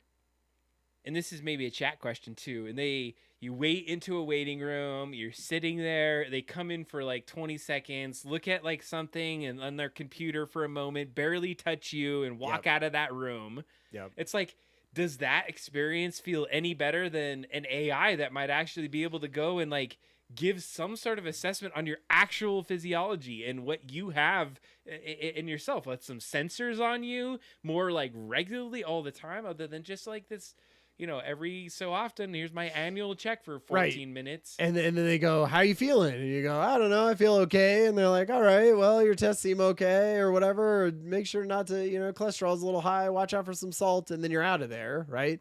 And I don't know, like I imagine if I was talking to you, you would say, I want my doctor using AI, right? Like maybe it's not an AI, but it's like your doctor plus AI seems smarter and better. But I mean, a lot of times when I would think about doctors just Googling things, I would be like, ooh, that doesn't seem great. Like, I want my doctor to know things, not just to have to like look up my symptoms and then be like, let's check what the internet says, liver disease, but like, I almost feel like AI is slightly different in that sense because it's so big and pattern recognition and looking at me maybe specifically and looking through all my records, that I feel like that feels better to me as a like consumer of healthcare. Is like, I want my doctor using the best tools. And right now the best tools are like AI tools incorporated in with their expertise. And so like I'm pro people using AI. I think that's the key. Doctors is that they have expertise that then complements and builds on that. Like you use AI and you have expertise, so you know what to filter out, what is good, what's your what isn't. And so then you like use your you use your expertise to have the AI help you. Same thing I want with my doctor.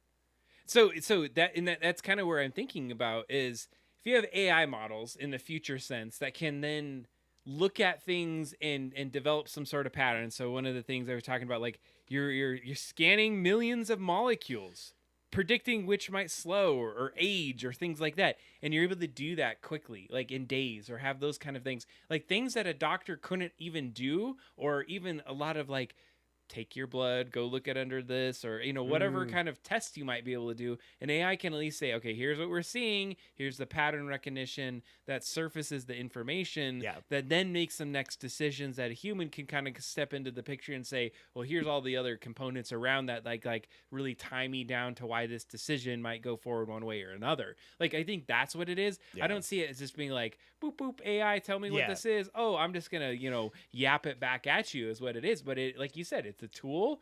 It's extra data that helps you make a next decision. Like, imagine if your doctor had all of your, wristwatch, tracking data about you, and it knew all your sleep patterns, and it had glucose monitoring, and it knew all about what you were eating. That would give the doctor so much more information to be like, Adam, we got to talk about, like, you're only getting 6.5 hours of sleep. Like, that is not enough, buddy. Like, and the human being could empathize with you and find a solution for that if they just knew more about you, as opposed to you being like, how's your sleep, Adam? It's fine.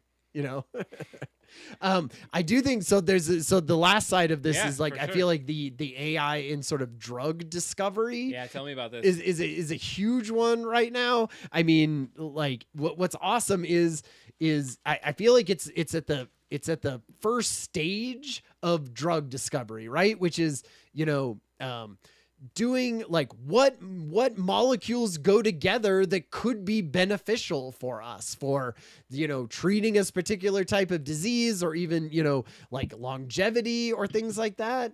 And that is where human beings really need help in, because, they talk about this in here, like, like normally when you go to phase 1 trials of something, when Sure. you do like human chosen things, like from obviously some of the smartest people, like those people make, tons of money. Like they are the sort of top of those, like that field. And like they're maybe like 40% accurate around there somewhere, that like the phase 1 trial does well enough and makes it into the phase 2 trial.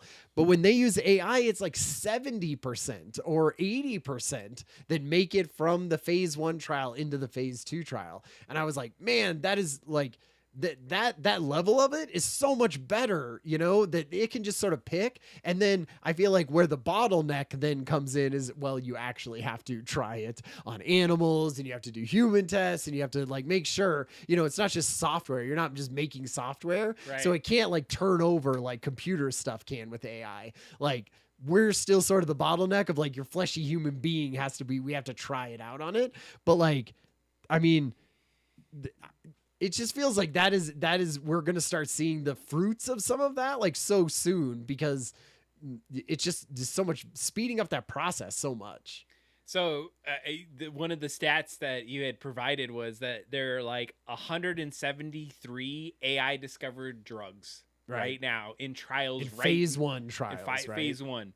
So but there are a couple that are going through the phases. Yeah. And it was 15 to 20 that are about to enter phase 3 in 2026, like, which is human trials, right? Right. Isn't phase 3 human trials, I think? Yeah, and so the fact that you're able to move that quickly, they said it was like a 30-month turnaround to get to from phase 1 to right, to and phase normally 2, that's like phase 3. 4 years, Right. or 6 years. 4 to 6 years is what it normally takes for it to get that way, and they're doing it in 30 months. And like, imagine what AI was like 30 months ago. It was way shittier than it is now. Imagine the ones that are going through phase 1 trials with the amazing AI that we have now. Like, maybe those will get even faster, or they'll just be better, probably. So I want to call, like, I always like to say yay, and I also want to throw a little bit of shade on something. Sure. So there was one of the studies, and this is where I think it can get a little bit more in the news, as, oh my God, this is something changing. But there was this Scripps research plus this Gero. They identified anti-aging compounds. Yeah. And out of 16 of the 22 tested, it extended the lifespan of worms. Sure. Okay, so it was like, oh my God, you got worms extended. You got to start somewhere. And it increased it 74%. But here's the deal. A worm lifespan is not a human health span definitely. or lifespan. And so it's like those correlations and what they're testing right now. I think it can get a little bit more like, oh my God, this is going to be the changing thing. But I think we need to continue their research, and we need to continue seeing where these go. Well, and I don't know if you want to transition to Act 2, Yeah, because we're good. I'm but ready. like, I mean, that is the issue, because what is happening sometimes now is you have access to all this information. And so what some people are doing is like, hey, that shit worked on a worm, give it to me. And like, normally that is not how science works, right? You don't just go, oh, it worked on worms a little bit. Sure. Human trials next. Like, that's why it takes a long time, because you got to try it on worms, then you got to try it on, mice, and then you got to try it on monkeys, and then you got to try it on human. Like, you sort of build it up, because lots of drugs get cut at that time because they have horrible side effects or things like that. And so one of the things we were talking about sort of in Act 2 is like, a lot of times these like millionaires and billionaires, they're seeing all this stuff and they're trying it on themselves. Like, this is a Silicon Valley thing. Like, there'll be some hype around something that it's going to last forever. I mean, it's been in, there was examples of this in like pop culture, of like television shows showing, like blood boys. I don't know if you've heard of it. That is like a real thing that people have, where like older people who are super rich get their blood transferred and plasma transferred between them and younger people. So they were basically like, take the blood and plasma of younger people and pump it into their own cells, because they feel that like, I don't know, just is a longevity treatment as part of this. And one of the things, I mean, what the poster boy for this is a guy named Brian Johnson. There's like a Netflix a documentary, I suppose, quote unquote, that like follows his life, and he does this whole thing. You know, he's a millionaire. He had a tech business, sold it to PayPal, made millions of dollars, right? Just doesn't work, and just does this. And he does this thing of like it's called The Blueprint, and his Netflix documentary is called Don't Die, or Don't Die. And so he's kind of like, this Brian Johnson sort of goes to the very extreme, just takes any science that seems like he, you know, can push it. And he is trying to basically make his body biologically younger than he is right now, and slow down the aging process. And, you know, it's by a million different things. There's vitamins that he takes, and there's like exercise regimens. And so that's sort of the normal thing of like sleep. He like goes to bed at 8 o'clock and wakes up at 4 a.m. or something like that, right? And he like spends his entire life, and he doesn't have to work, right? So you're like, who cares? Like, let him try this. I don't know. Trial. Did you watch it, or have you like heard about Brian Johnson? I had heard about it. I did not had a chance to look into his thing, but I do have some thoughts on this. Number one of the things that I wanted to mention was around the life expectancy of some people, like in today's society, can differ by about 30 years just based off of where you live. And that could be like a 10-mile difference. So if you're rich versus if you're poor, would make a different change. Totally. You know, it's at like 30 years, and that's massive, right? Like that is... So when we bring up a millionaire that's doing this thing, I feel like we're in a very different position in space than, you know, being something that it almost feels like an experiment. Like, great, he's going in here. You're going to show what this looks like, and it's going to be something a little different. So I heard about Brian Johnson. I read up on it. I heard about the Netflix documentary that he had put out there. Actually read a little bit about it as well. I don't know. I feel like some of the things that he's been doing, and first of all, I just want to say Blood Boy. That's all. All right. I don't even... Feels like some weird futuristic dystopian future, and I see some terrible images in my head when you say Blood Boy. But I think that the concept is... I don't know where I want to take this, because I have a few things that I want to like expose on this, is that he's doing it almost like myopically on himself. Like he's focusing on just enhancing himself by spending money, doing specific things, creating a routine, a procedure, a regimen that does this thing over time, which I would say is not scientific. No, it's like he does this thing, and then he reverses it based off, oh no, that doesn't sound like it's working, so I'm going to do this new thing. Yeah. And because of that, I feel like he's kind of lab ratting himself. So is that a good thing? Does it mean that he's like a pioneer at what this is going to look like going forward? Or is this something that is, the Silicon Valley tech bro trying to solve the longevity mystery of life? And he's profiting off of it, right? Like he has a website where you can, I mean, he gets millions of views on his YouTube videos. He has a huge Netflix thing. Like, he has affiliate links on his website. He sells his own, oils or whatever, right? I mean, he's profiting off of it as a thing, he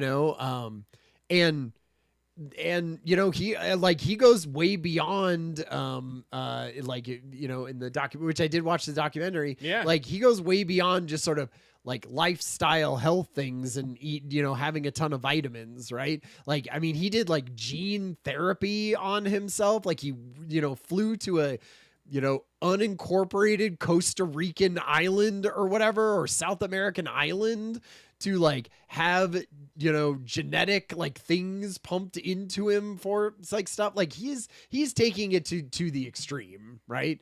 And like part of this is, for me, I'm sort of like, yeah, that is definitely not science. It's not reproducible. Like in some ways I'm interested to see if that, does it help him? Does it, I mean, obviously he's super fit, and like part of this, that they say is even he admits like probably 80% of the age reversal that he is doing, like you wouldn't have to spend millions of dollars to No. do that. Like, I mean, a majority of the benefits that he has is because he's super fit, right? He eats all of the right, vegetable. He like doesn't, there's like a very strict diet that he is on, and a majority of that, like, and he sleeps and he gets like the right amount of sleep and has that. And like, that is probably 80% of it anyway. And it's just, we're not all doing it. Like one, we don't have the time. He doesn't have a freaking job. He could just do sit-ups or whatever he wants, for hours if he wants to. Whereas me and you, we're trying to like fit it into our little schedule. But for real, like, you don't have to go to that extreme of it to be able to like see a majority of the benefits that Brian Johnson gets. A lot of it is just sort of hype. Yeah, and if like haven't been the benefits to society at scale, and this is where I would take it, is that we're talking about this millionaire guy, and like, okay, great, he's doing some stuff, but what are the broader impact that we can think about to our society in that? And that's what I got to thinking about, is that, okay, what if he finds the secret sauce to live a little bit longer? Right. Is that help anybody? Or does it only like create a more of a divide, and you like health becomes a subscription anymore? Yeah. You want 50 more years? Subscribe to 50 more years of health. Yeah. We got you. But like the science says that, there's been some advancements in time. It's like, sanitation, the way that we create some certain food to ensure that it's not going to like poison you. Yeah. It's the way that we do strength resistance and all these other pieces. Yeah. But another piece of it that I thought was really interesting was it's like there's this whole social element that we haven't even got into. Is that like good health and good longevity has to do with like other people being involved in your life. And so I think there's some interesting things that are coming out of it. I'm not convinced that that's the bee's knees of where we're headed going forward. I sort of, it's like, I want people to be going out there and trying things, I guess. And the way that you would say like it could be helpful is like, say he does land on something, it might be something where people be like, ooh, maybe we should then do trials about that, right? Like it could lead. And if he dies tomorrow, like you're like, well, that idiot just like, tried a bunch of weird crap and wasn't able to extend his life. And, it's just like, it's a one-off thing. If he lives to be 150, that's a one-off thing. And if he dies at, 65, that's a one-off thing. But but that's what I'm getting at, is that it's a one dude thing. Yeah, like, exactly. You can't take it seriously. Yeah. Really. Like how could you take his one experience? It has to be because genes and lots of stuff to it. So, absolutely. So like, if you want to talk about different things that other like, rich people are trying, and one of the things that I hear about, like, have you heard about lengthening your telomeres, Adam? Oh, give me some insights, Ryan. Okay, if you want to, so telomeres basically are like the caps that go on top of your chromosomes. Yep. So like you have chromosomes, right? And they're like the little shoestring. They're like the plastic tip that goes on the shoestring, right? And every time that your chromosome splits, which you need to do because you're losing cells and you're replacing cells and you're splitting them and you're doing that, the telomeres at the top, they get shorter and shorter. And then eventually they get so short that the telomeres can't split anymore, and they either just stop dividing or they die. And so in a lot of ways, people are looking at as like a biomarker of how long are your telomeres, basically. If they're super short, then, your cells can't divide as quickly and they're dying more. And so things start to break down then. Okay. And so there's then what makes telomeres shorter or longer, right, is not only just how long you're living, but how much telomerase is like released into your system. And so a lot of like biohacker stuff is like increasing the amount of telomerase in there so that it can keep those like telomeres in like as long as possible. And then it's supposed to be like, well, then your cells can divide easier and better, and you don't get as much like sort of breakdown in your body. And there's like people that talk, and guess what a majority of the ways to keep the telomeres long in your body? Oh man, I would love to know this. God, it's getting enough sleep.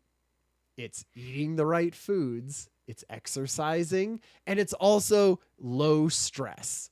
So one of the big Shoot. things is like if you have a ton of stress in your life, right? Then like that shortens telomeres like in your body. And so if you're like always sort of stressed out about things or doing stuff, then like that goes down. Now, how much of that can you actually like do? I don't know.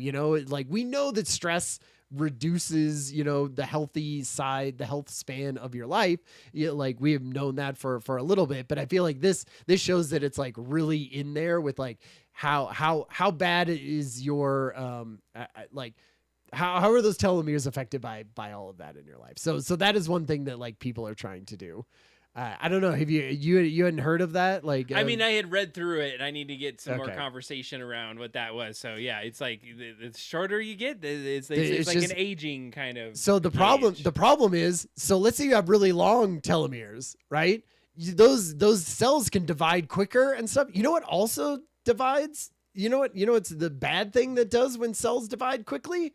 That's what cancer cells do. Yes. And so it's like there's kind of this like trade-off where you're like, yes, you have younger sort of chromosomes for doing that, but if they end up in some kind of cancer way where they can quickly divide, now you just have like really young and awesome telomeres that would be dividing and creating cancer cells even quicker. So that's sort of the bad side of that that they talk about.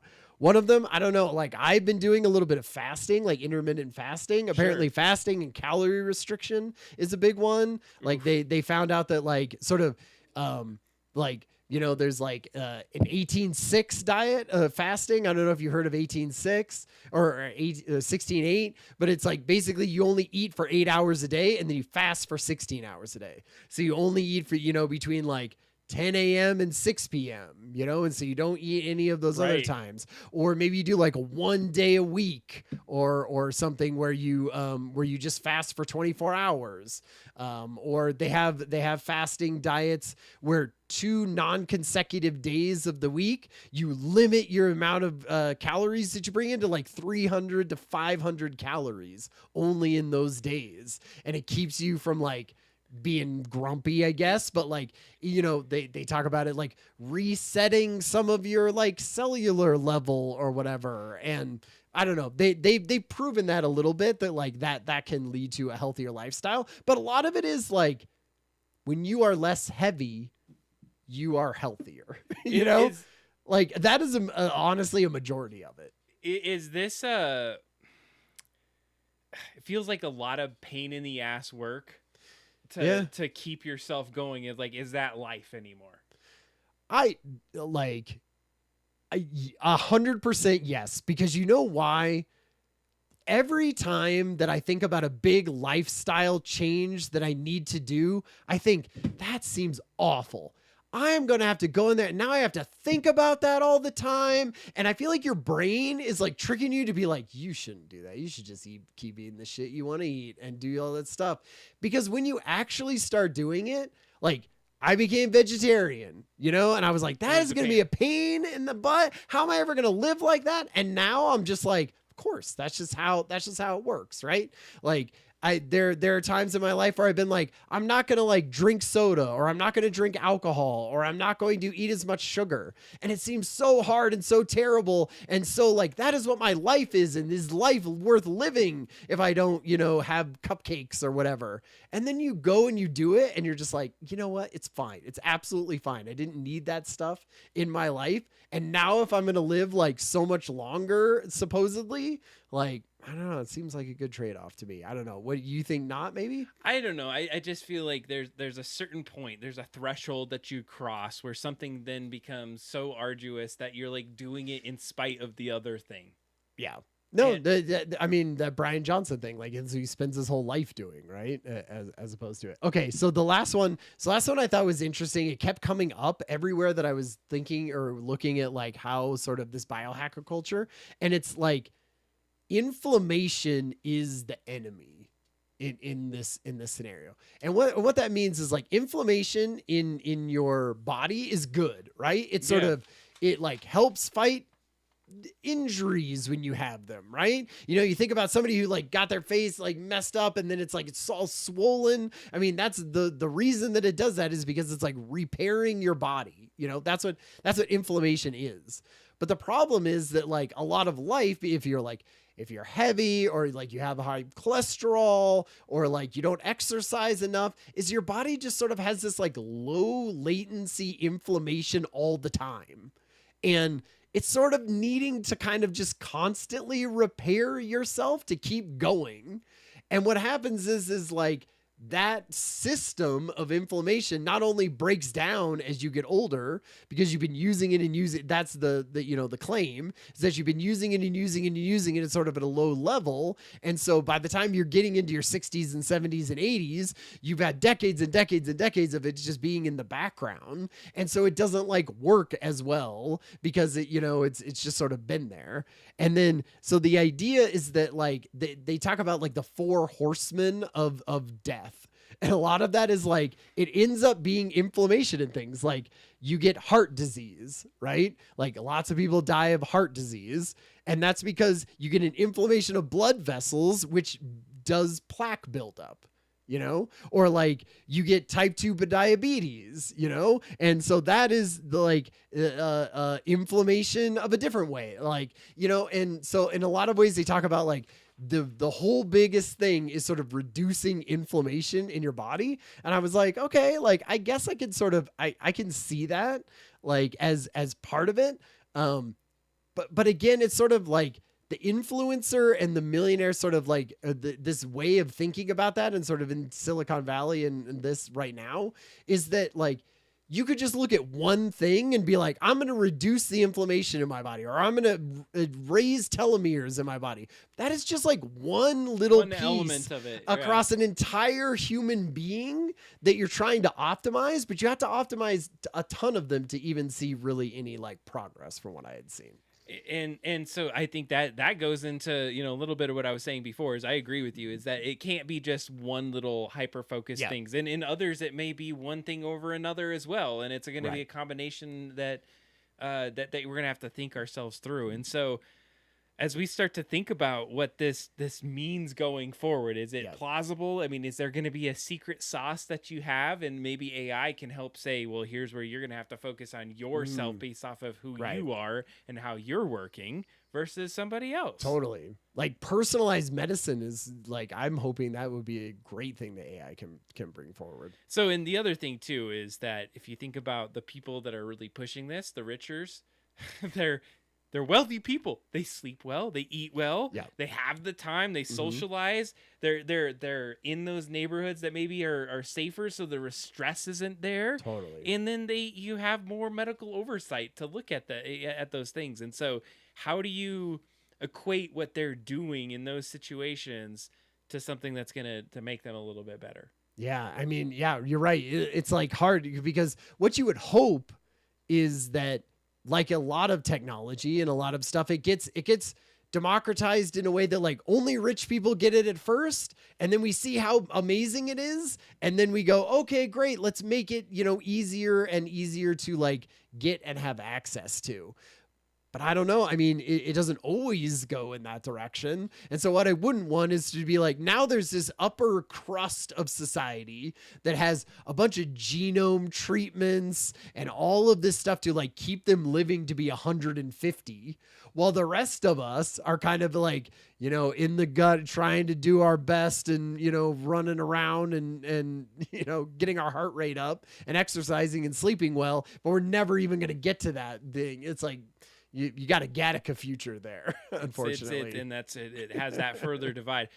I think, you know, at this point, my like takes on this as we start to get into the, you know, the final discussion portions is that, you know, the Brian Johnson conversation, it feels like he's kind of he's half lab rat. He's maybe like this media influencer, and then he's like, it's a company. He's really pushing this out. And so maybe there's some things with those biomarkers that we're talking about, but we're gonna have to see where this goes. So I appreciate the discipline in trying to move that through. We're gonna see how this navigates. As we I want to keep following. I mean, I'm not gonna be like ordering his oil or whatever. But I would, but every snake like, oil. yeah, exactly. But like every 6 months, I would check in on with AI and be like, hey, what's Brian Johnson? What's Brian Johnson up to? I like a good lab rat story. Of course you do. You want to watch it out. Yeah. So let's see who survives the longest Yeah, here. exactly. Okay, final act. Yeah, absolutely. Take us through it, Ryan. So I think what's interesting about this final act is like what do normal people, what are we kind of doing to increase our health span and our lifespan, and does that mean like different drugs we could be taking or things like that? Like is there ways that we could sort of stick with the boring stuff Right. and get some of these benefits for everyone, and like what should we actually be looking at? And I think to begin that entire conversation, you have to look at GLP-1s. Like, so give me what GLP-1s are. I don't know what a GLP-1 actually stands for. Maybe something with glucose. Anyway, GLP-1, it's a type of drug, you inject it into yourself, and, they talk about it in a way of like weight loss. For a long time, it wasn't a weight loss drug. Like it's been around for a while. It was more like a diabetes drug that they would give people, and then it would help them like, try to get on a path back to not being diabetic. And in a lot of ways, like it does the thing that is healthy just in general, which is when you lose weight, when you are at more of a healthy weight, that you get a lot more benefits of health benefits from that. Right. And so just in some ways, it's straight up like if you are a less heavy person, you have better health benefits. So GLP-1 does great with that. But they're also finding too that like even if you don't have a weight issue, that in some ways like it helps with that inflation side of this. Like they were saying, that like you take the GLP-1 and even before you start losing weight, you start getting benefits from the drug for the most part. And that is just sort of like the inflation that it reduces in your body. And I think one of the big things of GLP-1 is it like sort of, it kind of goes to the inflation part. Like it sort of dulls everything down. Like it dulls the way that your body is sort of like, I don't need to go and fight that infection, as hard anymore. So you're not using, so like that stuff isn't being just like, inflamed all the time because of it.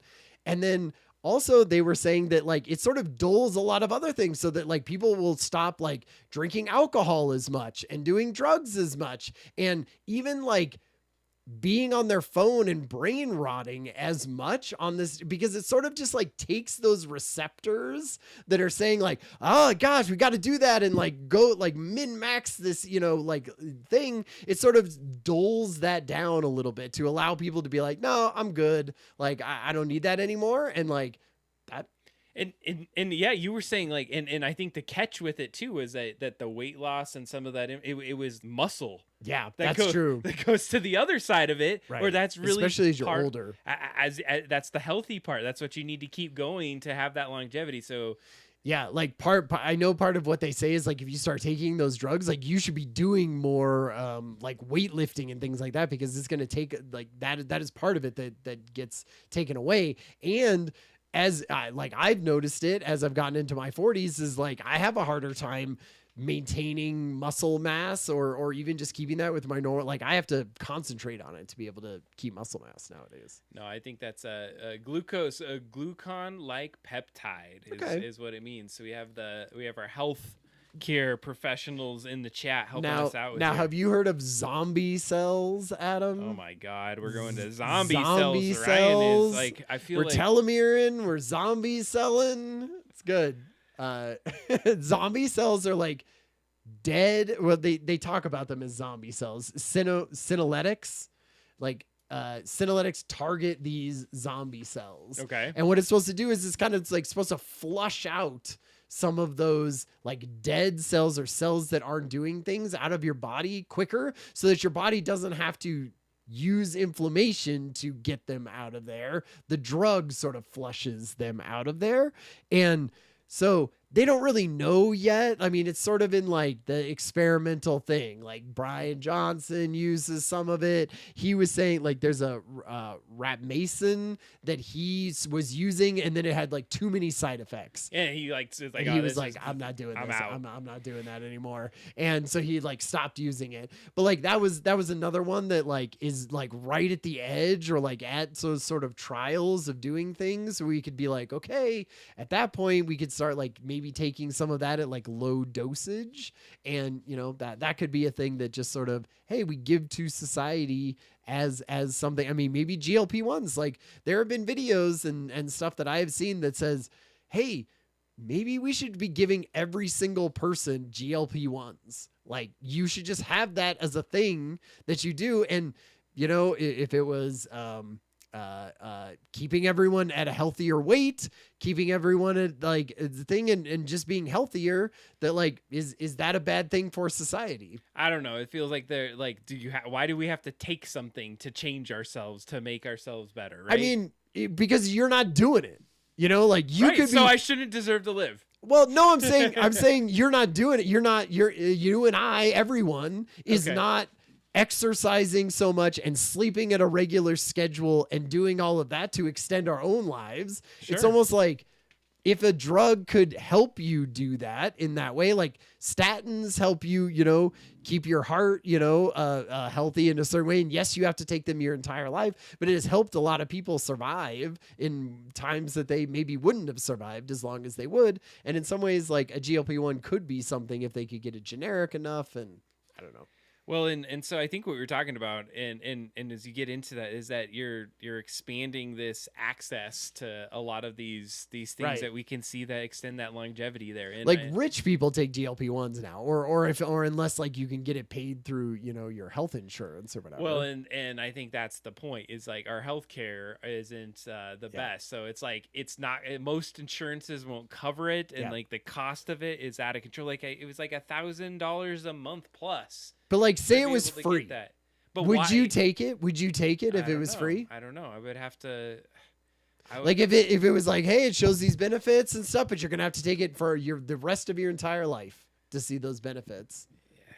I mean, I just don't know if I trust it at this point. Right? Like how many human trials would it need to go through for you to trust it? Right? Like I trust antibiotics, you know, I'm like, sure, yes, I need to take antibiotics at this point, but something doing it every day, all of that, like taking it all the time. So looks like we have our healthcare professionals saying, yes, they would take this every single day. So, you know, as we get into this point, I feel like there's a lot of dual conversations going on, because we jump into this concept of needing something more to like extend our health, extend our life. And that's the whole point of this, is like live long, you know, and probably prosper. Hopefully. And hopefully. And so as we start to think about this, is that the strongest indicators of long health, though, are things that are not necessarily a drug. No. It's keep being active. You know, have like good cardiovascular fitness, you know, have a good diet of protein in that resistance training as you're going. Hey, go get some good sleep and try to not stress out as much. And the other part, and I brought it up earlier, is that some of those are very like solo human things, but another big piece of good health, and maybe not stress, is that connectivity that we have, that community, that social interaction that's important. And so those are the things that you have to have.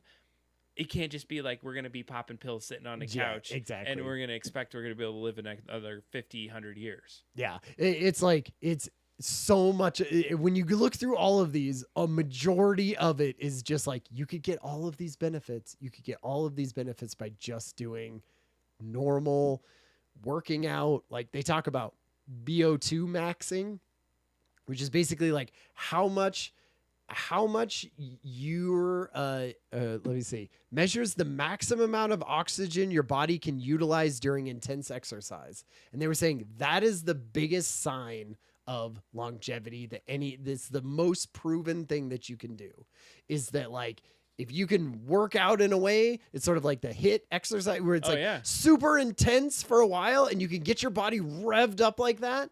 And then it like produce, and then you do those tests, like increasing that amount, they talk about going from the bottom 25% of that to the top 25% of that, of like people who have that, can measure that and do that VO2 max, is like the biggest thing. It's better than quitting smoking. It's better than like curing diabetes. Like you live longer if you can max that out as much as possible. And like, that is just a thing that we should all be doing in our lives to live longer. It's just hard, right? And that's why I'm sort of hoping that we are on a trajectory with like wearables and AI and just learning more about it, that you could be like, okay, like do those normal things that can help you live longer, and like let millionaires and all of that kind of crap and pharma and all of that like fiddle around with sort of the outside edges. But like 80% we have control over. It's like we just need an AI that has like a cattle prod that zaps us Exactly. awake Because it's to like go to do stupid the damn humans. things. Yeah, it's like, oh, I'm tired and I don't want to go work out today and all of that. Like that's where you need the AI to be like, hey Ryan, your glucose monitoring thing says that you're being very unhealthy, and if you go to the doctor or you go to the gym today, you're gonna add 3 weeks to your life or whatever I need personally to like get myself to do those things. Yes, I want that, because willpower hard. So chat brings up the winner of the London Marathon got a sub 2 hours and has a VO2 max double the average person. Man, I thought it was the thin shoes. All I keep hearing about from that guy is how light his shoes were. It was how light his shoes are, and in sub 2 hours. That's insane. Yeah. But I think it's just, I'm a lot less interested in the billionaire, narrative, to be completely candid. I think we already got that to death, but it's like, I just want to see where more people can be more healthy for just less money, less friction. And I think that wearables, technologies, those things can help enable those parts. And so I get those basics out of the way. And how do we just start to see the patterns so that, hey, there is something that's a little off. Maybe we can engage in some better, drugs or better work that's going to help us. Like you have a doctor that can say, oh yeah, we need to start doing this treatment right away, and we catch it immediately. How many people are out there and just can't afford it or don't have the access to the specialist? And if we had an AI or some device that can take us there in a lot less time, get it a lot earlier, that you're going to have that longevity, that better health that we're talking about. That's what I'm most excited about. Totally. Me too. And like the health span, I love the idea of living, being able to think about yourself at 90 years old and what you want to do when you are 90 years old. And you're like, I still want to be able to walk up and down stairs, right? I still want to be able to get on the ground with great grandchildren and like play with them and then get up off of the ground. Like that would be great.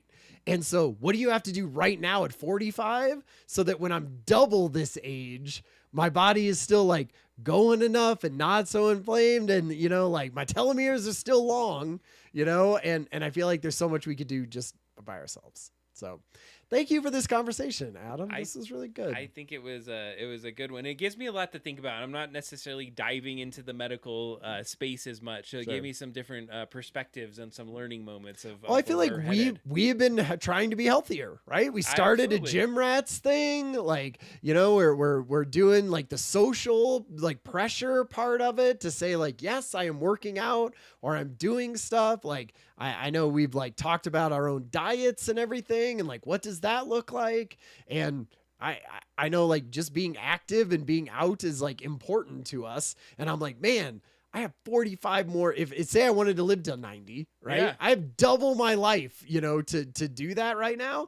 And I think about like how creaky my knees feel and stuff like that. And I'm like, oh man, imagine double this life on top of that. I got to start figuring it out right now. Figure out what those next steps are. No, I think this is gonna make me think a little bit deeper, and I'm gonna continue focusing on some of those other areas. So I was on a walk while I listened to some of the research on this. Nice. then as I was listening to it, I was like, so glad I'm walking Oh right God! now. If you, not sitting eating chips on your couch and listening to it. And so I've really been trying to find more opportunities to say like, okay, if I'm gonna read something or I'm gonna like listen to something, I should also be doing something healthy and walking around. Like I cannot just sit anymore. It is important to me to be able to have that kind of part of my life. So I think that's what is evoked in me, and I think like devices can help me. You know, I have watches that like will tell me where I'm at, how many steps I've taken in a day. It's getting a lot more in depth on like one thing I would tell you, and this is like a hot take on it. I know we're like basically at the end here, is that when I get stressed, I have the stress mode on my watch, and I would like have some stressful moment and it would tell me I'm stressed. And it would be like, hey, how you feeling right now? Right. Something we're monitoring. And like even just that mode of knowing how often I was stressed in a day gave me a way of like, how do I start to be a little bit more zen? How do I stop being so damn stressed every second? And so those are like some of the moments where I was like, there's my triggers. When this thing happens, maybe I can't just always go into my email every 2 minutes. Like give myself a little bit more. Right. Give it a little bit less of a constant like beat of the drum. It'd be so cool. Like imagine if your watch then, was just like, whoa, it alerted your phone and your phone was like, hey, Adam, we're going to do the breathing exercises we talked about before. Like if it feels like you really need it right now. And you'd be like, okay, I guess like, it would be a thing where I feel like that's where the AI part of this, like the conversational, large language model side of this could be really interesting of, not only is it just giving you a little notification on your thing, it's like let's do something about it. Like let's do a 30-second meditation, would calm you down. And I would probably listen to that. Little needle on your neck. Just all right, I'm good, yo. No more stress here. It's just it was like the glucose monitoring is now just pumping, Vicodin or something into my blood. No, I love the conversation. Great topic tonight. Thank you so much. Yeah. I think tonight we're calling it an early evening. Yeah. Just because we got sick folks. I appreciate you. New set.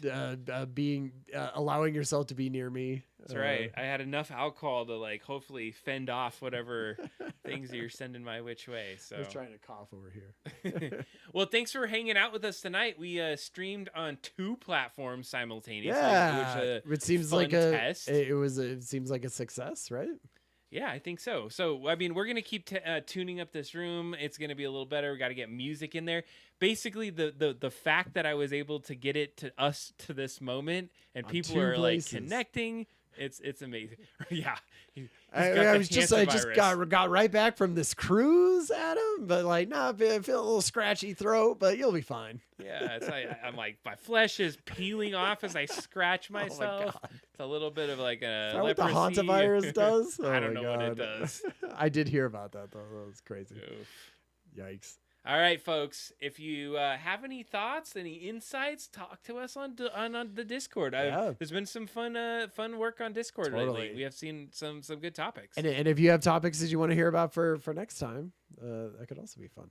So we don't have fun music for this, but you're gonna get to see our outro. And until then, we'll see you then. Thanks for hanging out, y'all. Bye. Have a good Thursday.